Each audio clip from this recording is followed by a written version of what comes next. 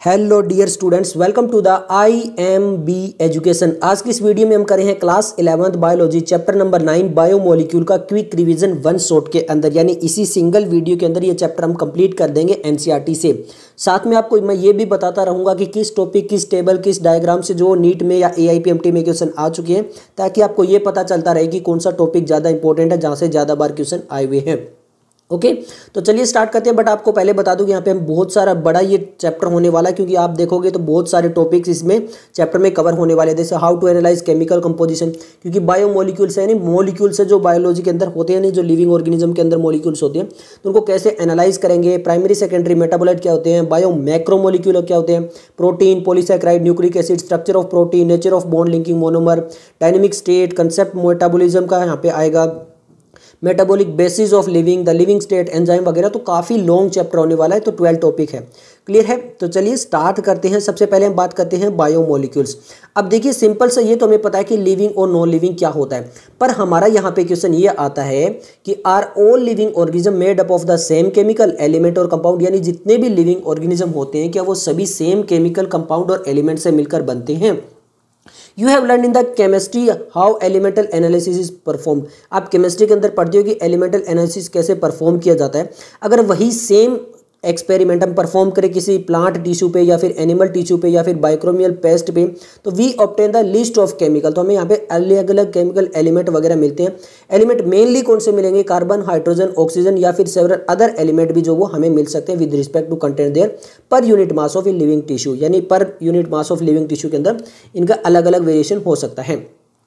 If the same is performed in a piece of earth crust. अब यहाँ पे ये बात करें कि वही सेम चीज, यानी हम नॉन लिविंग मैटर, अब अर्थ क्रस्ट क्या है, एक नॉन लिविंग मैटर है, तो वही सेम चीज हम अगर वहां पे परफॉर्म करें एक नॉन लिविंग के अंदर, तो वहां पे क्या हमें मिलेगा, तो वहां पे वी ऑब्टेन सिमिलर लिस्ट, यानी यही जो कार्बन, हाइड्रोजन, ऑक्सीजन वगैरह है वो सब कुछ हमें वहां पर मिलेंगे। तो फिर आप पूछोगे कि डिफरेंस कहाँ आता है। A closer examine reveal that the relative evidence of carbon and hydrogen with respect to the other element is higher in any living organism than in the earth crust, यानी जो कार्बन और hydrogen है वो ज़्यादातर हमें उनकी percentage जो वो लिविंग में ज़्यादा मिलेगी as compare to earth crust, यानी नॉन लिविंग के कंपैरिजन में। तो अर्थ क्रस्ट से ज़्यादा हमें लिविंग के अंदर वो चीज़ें मिलेगी। क्लियर है?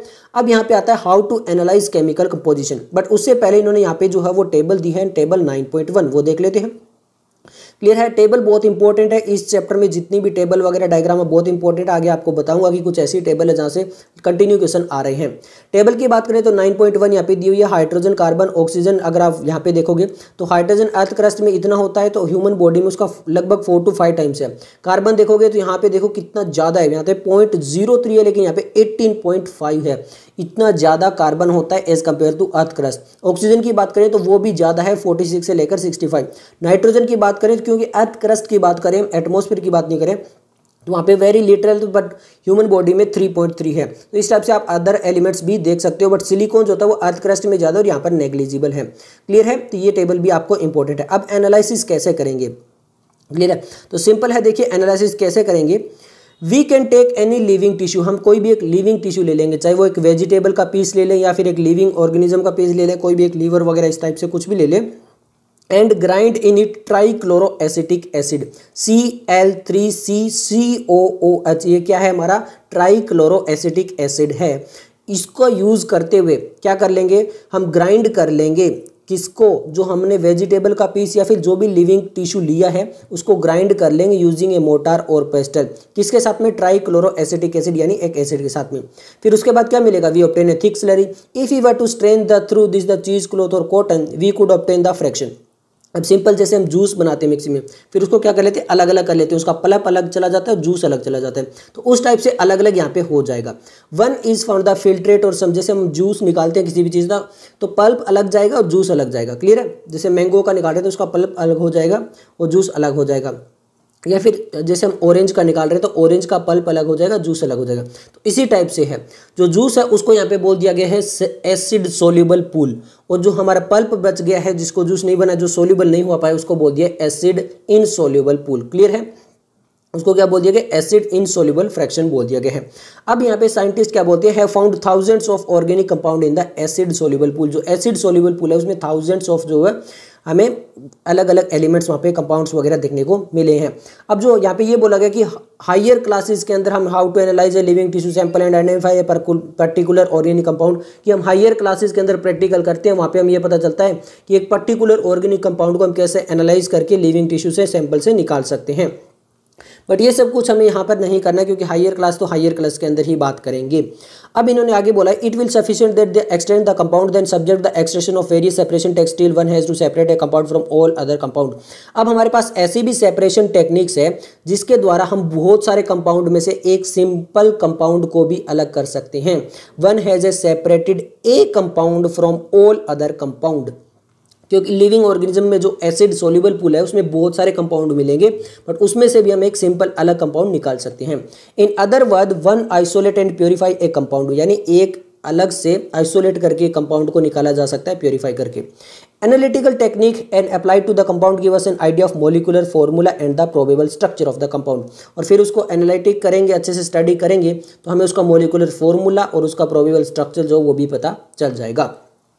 अब इंपॉर्टेंट है, सबसे इंपॉर्टेंट है व्हाट इज बायोमोलिक्यूल। तो ये लिखा हुआ है देखिए, all the carbon compound that we get from living tissue can be called biomolecule. जो भी कार्बन कंपाउंड है जो लिविंग टिश्यू से मिलते हैं उनको बोलते हैं बायोमोलिक्यूल। क्लियर हो गया, जो कार्बन कंपाउंड होंगे उनको बोलेंगे। तो अब आप ये कहोगे कि क्या केवल ऑर्गेनिक कंपाउंड यहाँ पर मिलेंगे, क्या इनऑर्गेनिक नहीं मिलेंगे? नहीं। हाउएवर लिविंग ऑर्गेनिज्म है also got inorganic element and compound in them, तो इनऑर्गेनिक कंपाउंड और एलिमेंट भी यहाँ पर मिलते हैं। अब उसके बाद में बात करेंगे हम ड्राई वेट और वेट वेट की, कि ड्राई वेट क्या होता है और वेट वेट क्या होता है। बहुत इंपॉर्टेंट है, AIPMT में क्वेश्चन आ चुका है। One weight a small amount of living tissue से ए लीफ और liver and this is called the wet weight. Simple एक लीफ उठा लीजिए किसी एक प्लांट की जो ग्रीन है बिल्कुल, तो वो क्या हो जाएगा, उसका वेट वेट हो जाएगा। अब उसको ड्राई कीजिए, ड्राई कैसे कर लेंगे, ऑल द वाटर इवोपरेट, यानी 1% भी जो है उसके अंदर वाटर नहीं बचना चाहिए, बिल्कुल इवोपरेट कर दीजिए, बिल्कुल उसको ड्राई कर दीजिए। वो क्या कहलाएगा, उसका ड्राई वेट कराएगा। The remaining material gives the dry weight, तो वो रिमेनिंग जो मटेरियल बच जाएगा वो क्या कहलाएगा, उसका ड्राई वेट कहलाएगा। अब हमें उसके अंदर इनऑर्गेनिक एलिमेंट निकालना है, तो क्या करेंगे, now if the tissue is fully burn, उसको फुल बर्न कर लीजिए। All the carbon compound are oxidise, तो जितने भी कार्बन कंपाउंड है वो ऑक्सीडाइज हो जाएंगे, जैसे CO2 water vapour, and are remove what is called ash, the ash contain the inorganic element, और जो फिर जो पीछे बचेगा एस बचेगा उसके अंदर क्या बच जाएंगे, इनऑर्गेनिक कंपाउंड बच जाएंगे, जैसे कैल्शियम हो गया, मैग्नीशियम हो गया, इस टाइप से इनऑर्गेनिक कंपाउंड भी बच जाएंगे, जैसे सल्फेट हो गए, फॉस्फेट हो गए, इस टाइप के are seen in the acid soluble fraction. जो एसिड सोल्यूबल फ्रैक्शन है उसके अंदर ये चीज़ें भी हमें देखने को मिल जाएगी। और यहाँ पे आप देखोगे तो एक पूरी लिस्ट भी दी हुई है। यहाँ पर ये देखिए, a list of representative inorganic in the living tissue, जहाँ पे sodium, potassium, calcium, magnesium, water और कंपाउंड भी दिया, जैसे सोडियम के, कैल्शियम के, फॉस्फोरस, सल्फर के, इस टाइप से यहाँ पर दिए गए हैं। क्लियर है, ओके। अब आगे देखते हैं, therefore element analysis give elemental composition of living tissue in the form of hydrogen, carbon, chlorine, carbon etcetera, while analysis of compound give us an idea of the count of organic. और ये figure 9.1 inorganic, यहाँ पे 9.2 table दी हुई है, वो हम देख सकते हो। अब आता है सबसे इंपॉर्टेंट, अगर हम केमिस्ट्री के अंदर देखें तो from A chemistry point of view one can identify functional group like aldehyde, ketone, aromatic compound etcetera. ये चैप्टर भी हम पढ़ते हैं ऑर्गेनिक केमिस्ट्री के अंदर।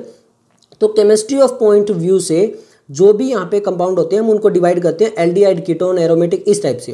बट बायोलॉजी में क्या होता है, but from a biological point of view we shall classify them into amino acid, nucleotide basis, fatty acid etcetera, इस टाइप से। बट हम बायोलॉजी के अंदर जो है वो जितने भी कंपाउंड होते हैं उनको डिवाइड करते हैं कि वो अमीनो एसिड है, न्यूक्लियोटाइड है, फैटी एसिड है, इस टाइप से। अब एक एक करके स्टार्ट करेंगे। पहले हम बात करेंगे अमीनो एसिड के बारे में। ओके, चलिए स्टार्ट करते हैं। Amino acid are organic compound, ये तो हमें पता है, कंटेनिंग एन अमीनो ग्रुप, एक तो मिलेगा amino group, and an acid group, एक हमें एसिड ग्रुप मिलेगा, as substitute on the same carbon, एक सेम कार्बन के ऊपर ही हमें एक तो एसिड ग्रुप मिलेगा और एक क्या मिलेगा, अमीनो ग्रुप मिलेगा। क्लियर है, उसको क्या बोलते हैं, अल्फा कार्बन। एक ही कार्बन पे दोनों लग रहे हैं तो उसको क्या बोल देंगे, अल्फा कार्बन। उसकी वजह से जो अमीनो एसिड बन रहा है उसको भी क्या बोल देंगे, अल्फा अमीनो एसिड बोल देंगे। They are substituted methane, methane क्या होता है, CH4। अगर हम इसको बनाए तो C और इस टाइप से H बनते हैं। अब यहाँ पे हाइड्रोजन जो है वो सब्स्टिट्यूट करते जाएंगे और वहाँ पे अलग अलग चीज़ें लगाते जाएंगे। क्लियर है, क्या क्या लगाएंगे, अब आप ये पूछोगे तो आपको पता है कि यहाँ पे 4 वैलेंसी होती है। देखिए 4 substitute group occupy the 4 valency, क्या क्या होगा, दीज आर हाइड्रोजन यानी एक हाइड्रोजन तो बच जाएगा भाई, एक कार्बोक्सिल ग्रुप यानी एक कार्बोक्सिल ग्रुप लगा दें, एक अमीनो ग्रुप लगा देंगे, और एक क्या होगा, वेरिएबल ग्रुप होगा जिसको हमने आर बोल दिया है। क्लियर है, इस टाइप से होगा। क्लियर हो गया, ये चीज़ें 4 चीज़ें लगेगी 4 वैलेंसी पे, जिसको हमने आर ग्रुप बोला है। अब वो क्या होगा, based on the nature of R group there are many amino acid. अब बाकी तो चीज़ें सेम रहेगी, हाइड्रोजन सेम रहेगा, कार्बोक्सिल ग्रुप सेम रहेगा, अमीनो ग्रुप सेम रहेगा, बट जो आर है वो वेरिएबल रहेगा। आर अलग अलग चीज़ें हो सकती है और उसी आर के बेस पे जो है वो different type of amino acid हो सकते हैं। Those which are occur in protein are only of 20 types. और जो प्रोटीन होती है, प्रोटीन के अंदर 20 टाइप्स ऑफ अमीनो एसिड मिलते हैं। और ये पूरी टेबल जो है वो केमिस्ट्री में जो बायोमोलिक्यूल चैप्टर दिया हुआ है वहाँ पर ये पूरे 20 के अंदर जो अमीनो एसिड है उनका दिया हुआ है, और उसमें भी एसेंशियल नॉन एसेंशियल तक बताया हुआ है, उनका सब कुछ आर ग्रुप वगैरह लिखा हुआ है। तो वो टेबल भी आप देख लेना, केमिस्ट्री के अंदर जो दिए वो काफ़ी इंपॉर्टेंट है, वहाँ से भी क्वेश्चन आते हैं। क्लियर है। अब ये जो आर ग्रुप बोला है, क्या देखो, they are in these proteinaceous amino acid could be hydrogen, एक हाइड्रोजन हो सकता है, अगर वो हाइड्रोजन है तो उस amino acid is called glycine. एक मिथाइल ग्रुप हो सकता है, उसको बोलते हैं एलेनिन, और एक हाइड्रोक्सिल मिथाइल ग्रुप हो सकता है, उसको बोलते हैं सेराइन। यहाँ पे 3 तो दिए हैं, वो 3 कौन से दिए हैं ये आपको मैं दिखा देता हूँ। देखिए ये है अमीनो एसिड, ये हमारा कार्बन हो गया, ओके। अब ये हो गया हमारा एसिडिक ग्रुप COOH, ये हो गया हमारा अमीनो ग्रुप NH2, ये हो गया एक हमारा हाइड्रोजन, और ये जो ब्रैकेट में दिए गए हैं, जो हमारा एक स्क्वायर में लिखा गया H, ये क्या है, आर ग्रुप है। ये देखो यहाँ पे बाकी तो सेम रह रहे हैं, बाकी ये आर ग्रुप वाला ही चेंज हो रहा है। यहाँ पे CH3 हो गया, यहाँ पे CH2OH हो गया। तो अगर केवल हाइड्रोजन है तो ग्लाइसिन बोल दिया, यहाँ पर ये है तो इसको एलेनिन बोल दिया, और ये अगर ग्रुप हो गया तो सेरिन बोल दिया। इस टाइप से हमारे 20 अमीनो एसिड बनते हैं जो प्रोटीन के अंदर होते हैं, वो हमारी टेबल दी हुई है केमिस्ट्री के अंदर। क्लियर हो गया, ओके। अब आगे चलते हैं। The chemical and physical properties of amino acid are essentially of the amino carboxyl and R functional group। तो यहाँ पर जो केमिकल और फिजिकल प्रॉपर्टी होगी एमिनो एसिड की वो किस पे डिपेंड करेगी, अमीनो ग्रुप पे, कार्बोक्सिल पे और R फंक्शनल ग्रुप पे। Based on the number of amino the carboxyl group there are, जो कार्बोक्सिल ग्रुप कितने सारे हैं, अमीनो ग्रुप NH वाले कितने सारे हैं, उसके ऊपर डिपेंड करते हुए क्या हो सकता है, दे आर एसिडिक, ये एसिडिक भी हो सकते हैं। एग्जांपल दिया है ग्लूटेमिक एसिड। ग्लूटेमिक एसिड क्या है, एक अमीनो एसिड है और यह है एसिडिक है। इसके अलावा ये बेसिक भी हो सकते हैं। लाइसिन क्या है, लाइसिन जो एक बेसिक अमीनो एसिड होता है। न्यूट्रल भी हो सकते हैं, क्या है, valine. Similarly there are aromatic amino acid, और इस टाइप से एरोमेटिक अमीनो एसिड भी हो सकते हैं, जैसे 3 दिए, टायरोसिन, फिनाइल एलेनिन और ट्रिप्टोफेन। ये क्या है, तीनों एरोमेटिक अमीनो एसिड हैं। क्लियर है। और यहाँ से नीट 2020 में क्वेश्चन आ चुका है। तो ये आपके एसिड वाले, बेसिक वाले, न्यूट्रल वाले और एरोमेटिक वाले आपको नाम याद रखने एज इट इज। क्लियर हो गया, ओके। आगे लिखा है a particular property of amino acid is ionisable nature. यहाँ पर आयोनाइजेबल नेचर होता है अमीनो एसिड के अंदर। यहाँ पे देखिए NH2 एंड COOH ग्रुप है। Hence in solution of different pH the structure of amino acid change. तो अलग अलग pH के अंदर जो स्ट्रक्चर है वो चेंज हो सकता है।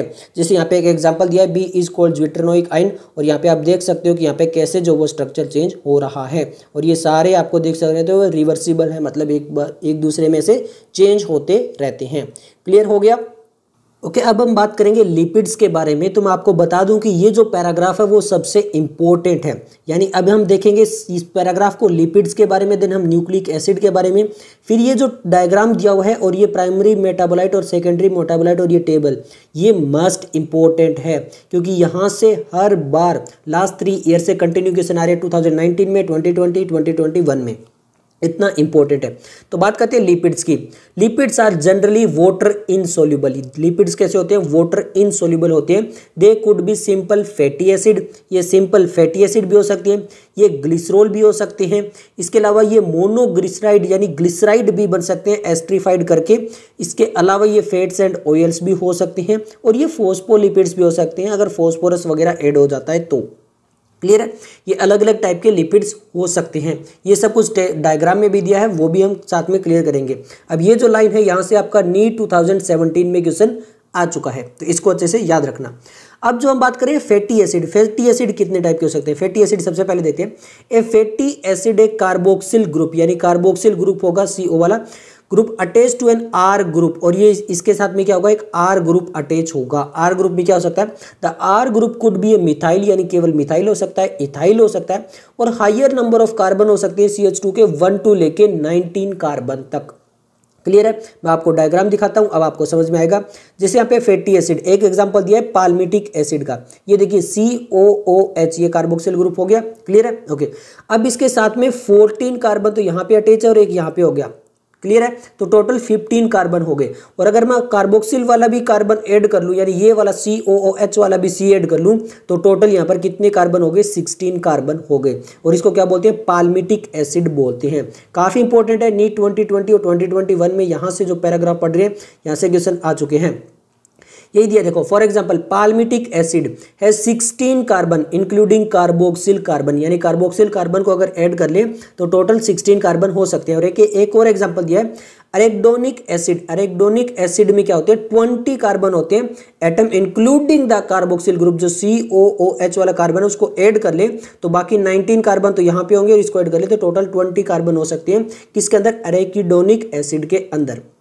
ओके अब जो फैटी एसिड है वो सैचुरेटेड भी हो सकते हैं और अनसैचुरेटेड भी हो सकते हैं। आप सैचुरेटेड क्या होगा, फैटी एसिड कुड भी सैचुरेटेड जिसमें केवल विदाउट डबल बॉन्ड हो, यानी केवल और केवल सिंगल बॉन्ड हो, कार्बन कार्बन के बीच में केवल सिंगल बॉन्ड हो, वो क्या कहलाएंगे, सैचुरेटेड फैटी एसिड। अनसैचुरेटेड कौन से कहलाएंगे, विद 1 और more carbon carbon double bond, यानी जिसमें कार्बन कार्बन में डबल या फिर ट्रिपल बॉन्ड होंगे, वो क्या कहलाएंगे, अनसैचुरेटेड कहलाएंगे। क्लियर है। और सैचुरेटेड कौन से कहलाएंगे, जहां पे कार्बन कार्बन सिंगल बॉन्ड है।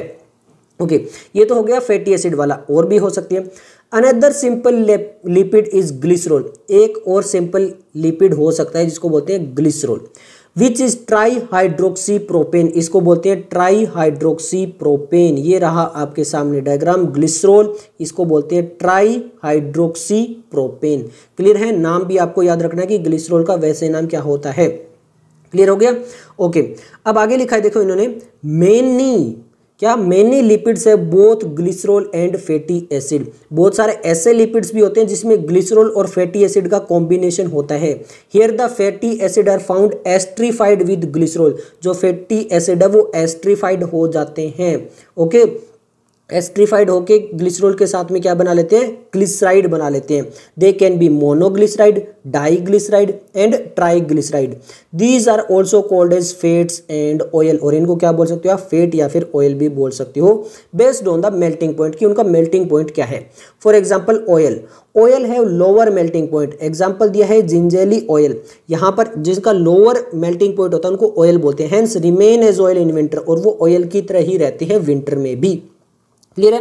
कैन यू आइडेंटिफाई ये फैट फ्रॉम द मार्केट। अब आप फैट जो है वो देख सकते हो, जैसे घी वगैरह जो होते हैं वो क्या हो जाते हैं, विंटर के अंदर जम जाते हैं।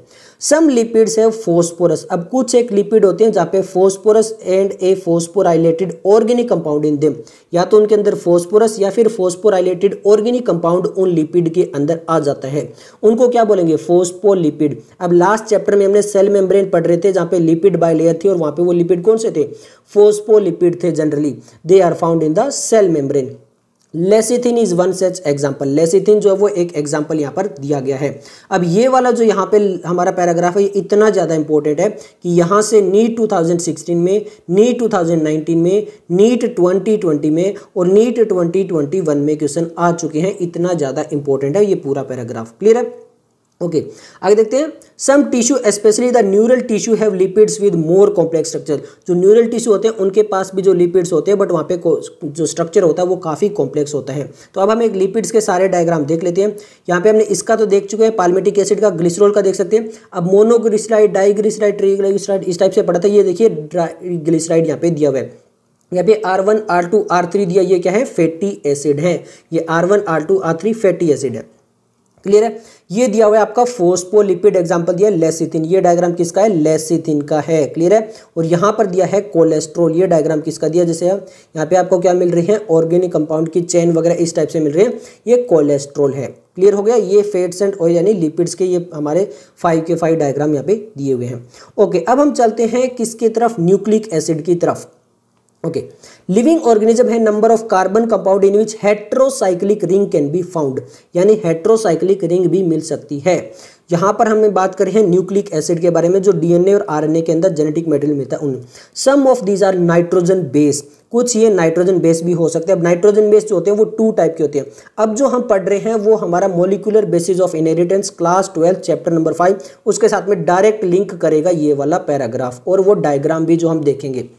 तो इस पैराग्राफ और वो डायग्राम उस चैप्टर के साथ में प्लीज पहले ये करके और फिर वो चैप्टर पढ़ना। क्लियर है? ओके, अब देखते हैं यहाँ पे दिया हुआ है एडेनाइन और जुएनाइन, इनको बोलते हैं प्यूराइन। इनको क्या बोलते हैं? प्यूराइन। साइटोसिन, यूरेसिल और थाइमिन, इनको क्या बोलते हैं? पायरिमिडिन। यहाँ से नीट में क्वेश्चन आ चुका है, बट वो हम वहाँ पर लेते हैं मॉलिक्यूलर बेसिस ऑफ इनहेरिटेंस में, वहाँ पे उसको साथ में जोड़ते हैं। क्लियर है?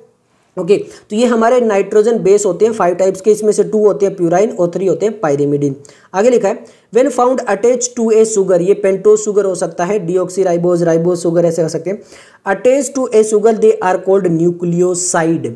ये हमारा हो गया नाइट्रोजन बेस, इसको हमने ऐड कर दिया किसके साथ में? शुगर के साथ में, और शुगर के साथ में ऐड करने के बाद ये क्या बन गया? न्यूक्लियोटाइड।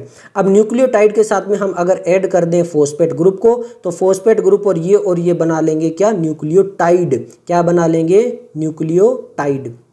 क्लियर है? तो यहाँ पे आगे लिखा हुआ देखिए, if a phosphate group is also found esterified to the sugar they are called nucleotide. अगर उनके साथ फॉस्फेट ग्रुप और ऐड कर दे तो बन जाता है न्यूक्लियोटाइड। अब यहाँ पर देखिए क्या दिया हुआ? न्यूक्लियोसाइड, एडिनोसाइन, जुएनोसाइन, थाइमिडिन, यूरिडिन, साइटिडिन, ये हमारे क्या कहलाते हैं? न्यूक्लियोसाइड कहलाते हैं। जैसे एडिनाइन था, एडिनाइन के साथ में शुगर ऐड हुआ तो नाम हो गया एडिनोसाइन। जुएनाइन था, जुएनाइन के साथ में शुगर ऐड हुआ तो नाम हो गया जुएनोसाइन। साइटोसाइन था, साइटोसिन के साथ में हुआ तो हो गया हमारा साइटिडाइन। इस तरह से यहाँ पर नाम दिए गए हैं न्यूक्लियोसाइड के। क्लियर है? जब हम इनके साथ में फॉस्फेट ग्रुप और ऐड कर देते हैं, जो हमारा एडिनोसाइन है इसके साथ में हमने फॉस्फेट ग्रुप और ऐड कर दिया तो बना लेगा ये एडिनाइलिक एसिड। जैसे हमारा ये थाइमीन है, थाइमिडीन है, थाइमिडीन के साथ में फॉस्फेट ऐड कर दिया तो बना लेगा थाइमिडिलिक एसिड। जो हमारा जुएनाइन है, जुएनाइन के साथ में फॉस्फेट कर दिया तो ये बना लेगा जुएनाइलिक एसिड। इस टाइप से जो हम बनाते हैं उनको हम बोलते हैं न्यूक्लियोटाइड। तो एडिनाइलिक एसिड, थाइमिडाइलिक, जुएनाइलिक, यूरिडाइलिक और ये सेटिडाइलिक क्या है? न्यूक्लियोटाइड है। अब न्यूक्लिक एसिड जैसे डीएनए और आरएनए कंसिस्ट ऑफ न्यूक्लियोटाइड, और ये बनते हैं न्यूक्लियोटाइड के। डीएनए एंड आरएनए फंक्शन है जेनेटिक मटेरियल, ये भी हमारा क्लियर है। डायग्राम देख लेते हैं, काफी इंपॉर्टेंट है। डिफरेंस याद रखना, जो प्यूराइन और हमने पायरिमिडिन पढ़े थे, एडिनाइन और जुनाइन जो प्यूराइन पढ़े थे उसमें ये 2 चेन ऐसे मिलती है और यहाँ पे केवल सिंगल चेन हमें मिलती है। क्लियर है? पायरिमिडिन के अंदर। क्लियर हो गया? ओके, अब यहाँ पर देखिए ये हमारा यूरेसिल हो गया, ये यूरेसिल वाला यहाँ पर है, बस पूरा कंप्लीट नहीं बना है इसको। ये एडिनाइन वाला यहाँ पे हो गया। अब ये न्यूक्लियोसाइड कब बना है? ये हमारी पेंटोज शुगर हो गई, 5 कार्बन वाली क्या हो गई? पेंटोज शुगर हमने यहाँ पे ऐड कर दी है तो क्या बन गया है? न्यूक्लियोसाइड बन गया है। अब एडिनाइन यहाँ पे ऐड किया है तो यहाँ पे एडिनोसाइन बन गया है, यूरेसिल ऐड किया तो यहाँ पे यूरिडाइन बन गया है। क्लियर है? नेक्स्ट न्यूक्लियोटाइड बना है। अब इसके साथ में ये देखो फॉस्फेट ऐड कर दिया है, क्या कर दिया है? प्लस फॉस्फेट ऐड कर दिया है। वही सब कुछ है, देखो एडिनाइन है, OH है, OH है, OH है। यहाँ पर इस ग्रुप में जो था, इस ग्रुप में हमने फॉस्फेट ऐड कर दिया और कुछ नहीं किया और ये बन गया न्यूक्लियोटाइड यानी एडिनाइलिक एसिड। क्लियर हो गया? ओके, ये था हमारा इसके बारे में। अब बात करते हैं primary and secondary metabolites. Now what is secondary and primary metabolite? देखिए जो भी केमिस्ट्री के अंदर डील करते हैं वहाँ पे बहुत सारे थाउजेंड्स ऑफ कंपाउंड हमें मिलते हैं, चाहे वो स्मॉल हो चाहे लिविंग हो, लिविंग ऑर्गेनिज्म से। अब यहाँ पर क्या काम बनता है कि उसका स्ट्रक्चर पता करें और अगर पॉसिबल हो सके तो उनको सिंथेसाइज कर पाएँ। क्लियर है? बट यहाँ पे हम पढ़ने वाले हैं प्राइमरी एंड सेकेंडरी मेटाबोलाइट्स, क्योंकि इसकी हेडिंग ही यही है। तो अब प्राइमरी और सेकेंडरी मेटाबोलाइट्स क्या बोलते हैं? If you one were to make a list of biomolecules, such a list would have thousands of organic compound including amino acid, sugar etcetera for a reason that are given in the section 9.10। जो section 9.10 हम आगे पढ़ेंगे, जहाँ पे हम पढ़ेंगे कि what is metabolism. Okay, basic of metabolism पढ़ेंगे, वहां पर कैटाबॉलिज्म, एनाबॉलिज्म, वो उसकी बात कर रहे हैं। We can call this biomolecule as metabolites, और उसकी वजह से इनको क्या बोलते हैं? मेटाबोलाइट, क्योंकि ये मेटाबॉलिक के अंदर यूज होते हैं, कैटाबॉलिक एनाबॉलिक प्रोसेस के अंदर, इसलिए इनको नाम दिया गया है मेटाबोलाइट्स। क्लियर हो गया? मेटाबोलाइट्स क्यों बोला गया है? क्योंकि जो आपको एमिनो एसिड, शुगर वगैरह होते हैं ये मेटाबॉलिज्म के अंदर यूज होते हैं। ओके, तो अब यहाँ पे आते हैं टू टाइप के, प्राइमरी मेटाबोलाइट और सेकेंडरी मेटाबोलाइट। पहले पढ़ते हैं प्राइमरी। प्राइमरी क्या बोलेंगे? In animal tissue one notice the presence of all such categories of compound section in figure 9.1। जैसे हमारे लिपिड्स थे, जैसे हमारे शुगर्स थे, जैसे हमारे न्यूक्लिक एसिड थे। अगर आपको याद नहीं हो रहा तो इसका भी डायग्राम रह गया था, वो भी देख लीजिए। कार्बोहाइड्रेट में शुगर, ग्लूकोज का दिया हुआ है, राइबोज का दिया हुआ है, एमिनो एसिड हो गए हमारे, लिपिड्स हो गए जिसके अंदर ग्लिसरॉल फैटी एसिड आ गए, ये हमारे न्यूक्लियोटाइड नाइट्रोजन बेस वगैरह ये हो गए। तो ये सब कुछ जो दिए हैं फिगर 9.1 में, ये क्या कहलाते हैं? ये कहलाते हैं हमारे प्राइमरी मेटाबोलाइट। क्लियर हो गया? ये क्या कहलाते हैं? Primary metabolite. बट इसके अलावा अगर हम यहाँ पे one analyse plant, fungal, microbial cells, one would see thousands of compound other than these primary metabolites. इसके अलावा और भी बहुत सारे कंपाउंड मिलेंगे इन प्राइमरी मेटाबोलाइट को छोड़कर। अगर हम प्लांट, फंगल और माइक्रोबियल सेल के अंदर देखें, जैसे एल्कलॉइड देखेंगे, फ्लेविनॉइड देखेंगे, रबर देखेंगे, एसेंशियल ऑयल देखेंगे, एंटीबायोटिक्स देखेंगे, कलर्ड पिगमेंट देखेंगे, सेंट्स देखेंगे, गम्स देखेंगे, स्पीसीज देखेंगे, वो सब क्या कहलाते हैं? सेकेंडरी मेटाबोलाइट्स कहलाते हैं। ओके, और यहाँ पर टेबल दी हुई है 9.3, सबसे इंपॉर्टेंट टेबल है इस चैप्टर की, सबसे इंपॉर्टेंट टेबल है इस चैप्टर की। 2019, 2020, 2021 यहाँ से क्वेश्चन आ चुके हैं इस टेबल से। आप देख सकते हो पिगमेंट में केरोटिन, एल्कलॉइड में मॉर्फिन, कोडिन, ट्रिप्नोइड्स में मोनोटेरेप्टन, डाइप्टेरन, एसेंशियल ऑयल में लेमन ग्रास ऑयल, टॉक्सिन में एर्बिन, रिसिन, लेसिथिन, कॉनकल, ये तो बहुत बार आया भाई, बहुत इंपॉर्टेंट है कॉनकल। Drugs, vinblastine, curcumin, polymeric substance, rubber gum, cellulose, ये कंप्लीट टेबल आपको करनी है, इतनी बार ये क्वेश्चन आ चुके हैं। क्लियर है? अब एक क्वेश्चन आया था 2020 में कि सेकेंडरी मेटाबोलाइट्स किस में हेल्प करते हैं। आपको बता दूं चैप्टर नंबर 13 क्लास 12 बायोलॉजी का ऑर्गेनिज्म एंड ह्यूमन पॉपुलेशन वाला जो चैप्टर है वहाँ से आया हुआ है, वहाँ से वो क्वेश्चन आया हुआ है, इस चैप्टर से नहीं आया हुआ है वो क्वेश्चन, और वहाँ पे वापिस सेकेंडरी मेटाबोलाइट लिखे हुए हैं। ओके, वाइल प्राइमरी मेटाबोलाइट है identify function and play role in normal physiological process.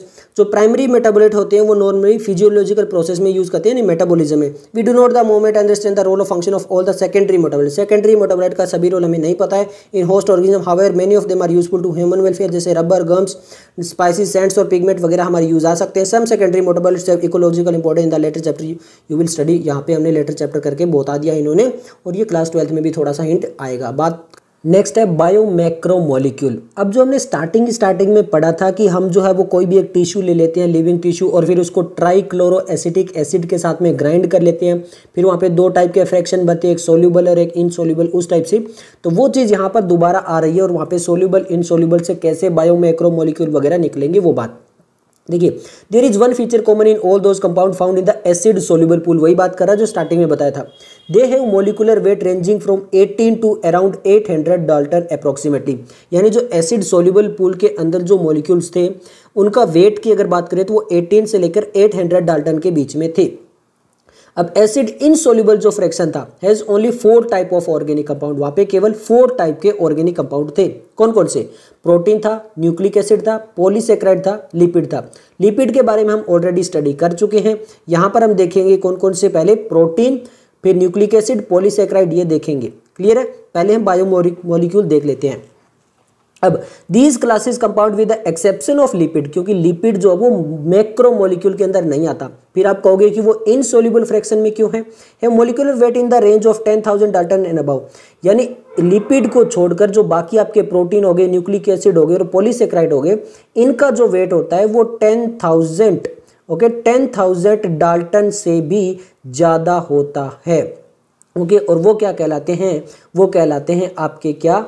Macromolecule. वो क्या कहलाएंगे? मैक्रोमोलिक्यूल कहलाएंगे। For this very reason biomolecule chemical composition found in living organism of 2 type. 1 those which have molecular weight less than 1000 dalton are usually referred to as micromolecule. Clear हो गया? जिनका 1000 Dalton से आपका क्या है? वेट कम है। 1000 Dalton से wait क्या है? कम है। उनको क्या बोलेंगे? माइक्रोमोलिक्यूल, जिसमें आपके अलग एलिमेंट आ जाते हैं।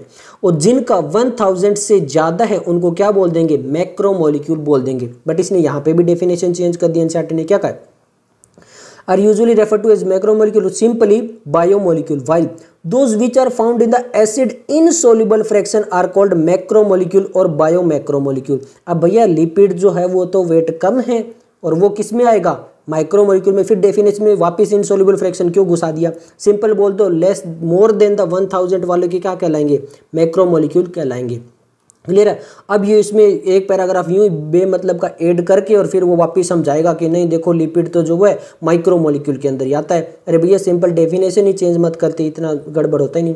The molecule in the insoluble fraction with the exception of lipid, यानी लिपिड को छोड़कर are polymeric substance they then why do lipids molecular weight do not exceed 800 dalton, यानी लिपिड्स का जो मॉलिक्यूल है वो 800 डाल्टन से ज़्यादा नहीं है, कम्स अंडर इनसॉल्युबल फ्रैक्शन। फिर वो इनसॉल्युबल फ्रैक्शन में क्यों आ रहा है? Lipids are indeed smaller weight, यानी उनका जो मॉलिक्यूल वेट है वो कम है। Are present not only as such but also arrange into structure like cell membrane and other membrane. वो इसलिए आ रहा है क्योंकि जो आपकी सेल मेम्ब्रेन होती है, जो अदर मेम्ब्रेन होते हैं, उसमें लिपिड मिलता है। और हमने फोस्फोलिपिड देखा भी था कि फोस्फोलिपिड बाइलेयर होती है सेल मेम्ब्रेन के अंदर। तो if we grind a tissue we are disturbing the cell membrane, तो सेल स्ट्रक्चर को हम डिस्टर्ब करें।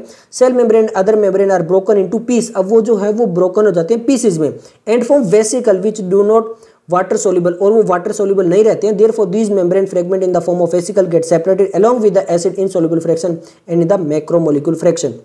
तो इसलिए वो सोल्यूबल नहीं हो पाते हैं, इसलिए वो मैक्रोमोलिक्यूल फ्रैक्शन के अंदर रह जाते हैं। Lipids are not strictly macromolecule. फिर वही बता रहा है कि लिपिड जो वो स्ट्रिक्टली मैक्रोमोलिक्यूल नहीं है, वो माइक्रोमोलिक्यूल है। क्लियर हो गया। The acid soluble pool represent रफली द साइटोप्लाज्मिक कंपोजिशन। जो एसिड सोल्यूबल पूल था उसके अंदर केवल साइटोप्लाज्म का कंपोजिशन था। The macromolecule from cytoplasm and organelle become the acid insoluble fraction. और जो आपके मैक्रोमोलिक्यूल्स है वो साइटोप्लाज्म और ऑर्गेनल के जो इनसॉल्युबल है उनसे मिला। Together they represent the entire composition, तो एंटायर कंपोजिशन ही बनती है यहाँ पर। अब यहाँ पर एक चीज़ बताई गई कि कितना कितना मिल सकता है। देखिए एवरेज कंपोजिशन ऑफ सेल काफ़ी इंपॉर्टेंट टेबल हो सकती है। जैसे अगर हम बात करें सेलुलर मास के अंदर, तो वाटर जो होता है वो 70 to 90% मिलेगा, protein 10 to 15%, nucleic acid 5 to 7%, carbohydrate 3%, lipid 2%, ions 1% तक मिलेंगे। क्लियर है। ओके, अब हम बात करेंगे प्रोटीन्स के बारे में। प्रोटीन्स क्या होते हैं? पॉलीपेप्टाइड होते हैं। प्रोटीन्स क्या होते हैं? पॉलीपेप्टाइड होते हैं। और क्या होते हैं? They are linear chain of amino acid link by peptide bond. काफी इंपॉर्टेंट है, नीट 2020 में क्वेश्चन आ चुका है, टेबल से भी आ चुका है, यहाँ से भी आ चुका है, और आगे हम बात करेंगे वहां से भी आ चुका है। तो ये काफी इंपॉर्टेंट है। अब होता क्या है, जो अमीनो एसिड है वो पेप्टाइड बॉन्ड से लिंक करके क्या बना लेते हैं? प्रोटीन बनाते हैं। Each protein is a polymer of amino acid, यानी पॉलीमर है किसका? अमीनो एसिड का। As there are 20 type of amino acid, alanine, cysteine, proline, tryptophan, lysine वगैरह। और ये मैं फिर बता चुका हूँ, ये कंप्लीट टेबल दी हुई है केमिस्ट्री के अंदर, जो बायोमोलिक्यूल वाला चैप्टर है वहां पर। तो अच्छे से उस चैप्टर को साथ में पढ़ के लिंक करके पढ़ लेना। A protein is a heteropolymer not a homopolymer. काफी इंपॉर्टेंट है और यहाँ से क्वेश्चन आ चुका है आपका AIPMT और नीट में, कि आपकी जो प्रोटीन है वो हेट्रोपॉलीमर होती है, होमोपॉलीमर नहीं होती है। क्लियर है। अगर लिखा है homopolymer has only one type of monomer repeating n number of time. Homopolymer, homo means same, एक ही टाइप के जो मॉलिक्यूल्स होंगे, मोनोमर होंगे, वही रिपीट होते हैं, उसको बोलते हैं होमोपॉलीमर। बट प्रोटीन में केस में ऐसा नहीं है, वहाँ पर अलग अलग टाइप के अमीनो एसिड जुड़ते हैं और इसलिए वो हेट्रोपॉलीमर है। This information about the amino acid content is important as the later in your nutrients lesson. You will certain, यहाँ पे केवल एसेंशियल और नॉन एसेंशियल अमीनो एसिड बताए गए हैं, यही चीज बताने की कोशिश करा है। The dietary protein are the source of essential amino acid. अब एसेंशियल और नॉन एसेंशियल कौन से होते हैं? नॉन एसेंशियल वो होते हैं जो हमें डाइट में नहीं लेने पड़ते हैं, हमारी बॉडी खुद बना लेती है। तो फिर एसेंशियल कौन से होते हैं? एसेंशियल वो होते हैं जो हमें डाइट में लेने पड़ते हैं, हमारी बॉडी उनको खुद नहीं बना पाती है। क्लियर है। और एसेंशियल कौन से और नॉन एसेंशियल कौन से, और 20 टाइप ऑफ अमीनो एसिड कौन से, वो टेबल दी हुई है केमिस्ट्री के अंदर, वो बायोमोलिक्यूल चैप्टर साथ में पढ़ लेना। The latter are those which are body can make while we get essential amino acid through our diet. तो जो आपका नॉन एसेंशियल है वो ये होती है जो हमारी बॉडी बना लेती है, और एसेंशियल कौन होते हैं? Through our diet and take, जिनको हमें अपनी डाइट और फूड के अंदर लेना पड़ता है। Protein carry out many function in living organism, बहुत सारे फंक्शन परफॉर्म करती है। Some transport nutrients, cell membrane, some fight infection organism, hormone, enzyme वगैरह। टेबल काफी इंपॉर्टेंट है, नीट 2020 में आ चुकी है। टेबल देख लेते हैं। प्रोटीन अलग अलग काम फंक्शन परफॉर्म कर सकते हैं, जैसे कोलेजन प्रोटीन हो गई, ये इंटरसेलुलर ग्राउंड सब्सटेंस होता है। ट्रिप्सिन आपका एक एंजाइम होता है। इंसुलिन की बात करें एक हार्मोन होता है। एंटीबॉडी की बात करें तो फाइट इन्फेक्शन एजेंट जो होती है वो प्रोटीन होती है। रिसेप्टर की बात करें जैसे सेंसरी रिसेप्टर, आपका स्मेल, टेस्ट, हार्मोन वगैरह, ये क्या होते हैं? प्रोटीन होते हैं। ग्लूट की बात करें, enable glucose transport into cell, यहाँ से भी क्वेश्चन आ चुका है, तो ग्लूट 4 लिखा गया। क्लियर है। ये भी क्या होता है? आपका एक प्रोटीन होता है। क्लियर है। ओके। अब ये वाला जो लिखा हुआ है कि मोस्ट एब्यूडेंट प्रोटीन कौन सी होती है, यहाँ से आपका AIPMT 2012 और नीट 2020 में क्वेश्चन आ चुका है। Collagen is the most abundant protein in animal world. अगर केवल एनिमल्स की बात करें तो उसमें कोलेजन सबसे ज्यादा मिलती है। तो पूरे बायोस्फीयर में सबसे ज्यादा कौन सी मिलती है? राइबोलोज बाइफॉस्फेट कार्बोक्सिल ऑक्सीजनेज रूबिस्को। ये हम प्लांट फिजियोलॉजी में बहुत बार पढ़ेंगे, रूबिस्को। तो जो आपका रूबिस्को होता है is the most evident protein in the whole of the biosphere. पूरे बायोस्फीयर में सबसे ज्यादा जो प्रोटीन होता है वो रूबिस्को होता है। एनिमल की बात करें तो वो कोलेजन होता है। क्लियर है? ओके, नेक्स्ट हम पॉलीसैकेराइड देख लेते हैं, क्योंकि क्या ये भी क्या है? एक बायोमैक्रोमोलिक्यूल है। The acid insoluble pellet also a polysaccharide, जिसे आपका कार्बोहाइड्रेट है, क्या है? पॉलीसैकेराइड है। As another class of macromolecule, polysaccharide are long chain of sugar. ये जो होती है वो लॉन्ग चेन ऑफ शुगर होती है। They are thread literally as cotton thread, जैसे कॉटन थ्रेड है उसके अंदर आपको मोनोसैकेराइड मिल जाएंगे बहुत सारे। फॉर एग्जांपल सेलुलोज क्या होता है? अब cellulose is a polymeric polysaccharide consist of only one type of monosaccharide glucose. यानी सेलुलोज और कुछ नहीं होता, ग्लूकोज की एक पूरी चेन बन जाती है। वो क्या कहलाती है? पॉलीसैकेराइड कहलाती है, उसको बोलते हैं सेलुलोज। और सेलुलोज क्या हो गया? होमोपॉलीमर हो गया। होमो क्यों हो गया? क्योंकि केवल वन टाइप ऑफ पॉलीमर है यहाँ पे, जैसे ग्लूकोज से ही बनता है सेलुलोज। क्लियर हो गया? ओके, स्टार्च जो है वो भी एक क्या है? पॉलीसैकेराइड है। Starch is a variant of this but present as a store house of the energy in plant tissue. But ये एक स्टोर हाउस की तरह काम करता है। एनिमल है अनदर वेरिएशन ग्लाइकोजन भी क्या है? एक पॉलीमर है। Inulin is a polymer of fructose. ये इंपॉर्टेंट है, नीट में क्वेश्चन आ चुका है 2020 में। तो इन्यूलिन क्या है? पॉलीमर है। किसका पॉलीमर है? फ्रक्टोज का है। जैसे सेलुलोज किसका पॉलीमर था? ग्लूकोज का। वैसे इन्यूलिन किसका आपका पॉलीमर है? फ्रक्टोज का। In a polysaccharide as a glycogen the right end is called the reducing end the left end is called no reducing. अब जो एक पॉलीमर होती है, फॉर एग्जांपल ग्लाइकोजन के अंदर जो आपका राइट एंड है उसको बोलते हैं रिड्यूसिंग, और जो लेफ्ट एंड है उसको बोलते हैं non reducing and. It has branches shown in the form of figure starch form helical structure. अब यहाँ पे एक इंपॉर्टेंट है, ये डायग्राम दिया हुआ है ग्लाइकोजन का। अब आप कहोगे कि ये लाइन करके और ये ब्रैकेट में से क्या दिया है? मतलब यहाँ पे ये दिया है कि यहाँ पे अगर आप स्ट्रक्चर देखोगे केमिकली तो वो इस टाइप का है। यहाँ पे आप केमिकली देखोगे ये स्ट्रक्चर इस टाइप की चल रही है, फिर ये ऐसे ब्रेक हो रही है तो ये लाइन ऐसे जा रही है, फिर इससे एक लाइन ऐसे चली जाएगी, फिर इससे एक लाइन ऐसे चली जाएगी और ये लाइन ऐसी होगी। तो ये चीज़ यहाँ पर दिखाई गई है ग्रीन करके। यहाँ पे अगर आप मतलब डायरेक्टली केमिकल देखना चाहोगे तो वो ये वाले केमिकल्स यहाँ पे चल रहे हैं। ये बस बताने की कोशिश की है कि इस टाइप से बनता है आपका क्या? पॉलीसैकेराइड। अब स्टार्च जो है उसके पास होते हैं helical secondary structure. In fact starch can hold I2, यानी जो आयोडीन मॉलिक्यूल होता है उसको भी वो होल्ड कर सकता है। The starch I2 is blue in colour, और स्टार्च और आयोडीन का जो कलर होगा वो कैसा होगा? ब्लू कलर होगा।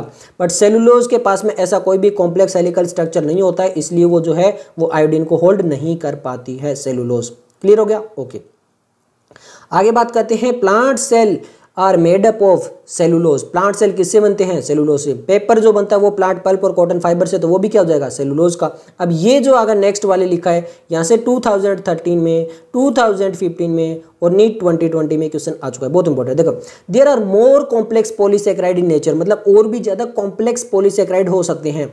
दे have as building blocks amino sugar and chemically modified sugar, यानी अमीनो शुगर्स हो सकते हैं, केमिकली मॉडिफाइड शुगर भी हो सकते हैं। एग्जाम्पल दिए वो इंपॉर्टेंट है। ग्लूकोज एमाइन क्या है? आपका एक पॉलीसैकेराइड है। एन एसिटाइल गैलेक्टोज एमाइन, ये भी क्या है? आपका एक पॉलीसैकेराइड है। एक्सोस्केलेटन ऑफ आर्थ्रोपोडा, वो भी क्या है? एक पॉलीसैकेराइड है। For example have a complex polysaccharide called chitin, तो जो वो काइटिन होता है, जो एक्सोस्केलेटन होता है, वो क्या है? एक पॉलीसैकेराइड है। क्लियर है?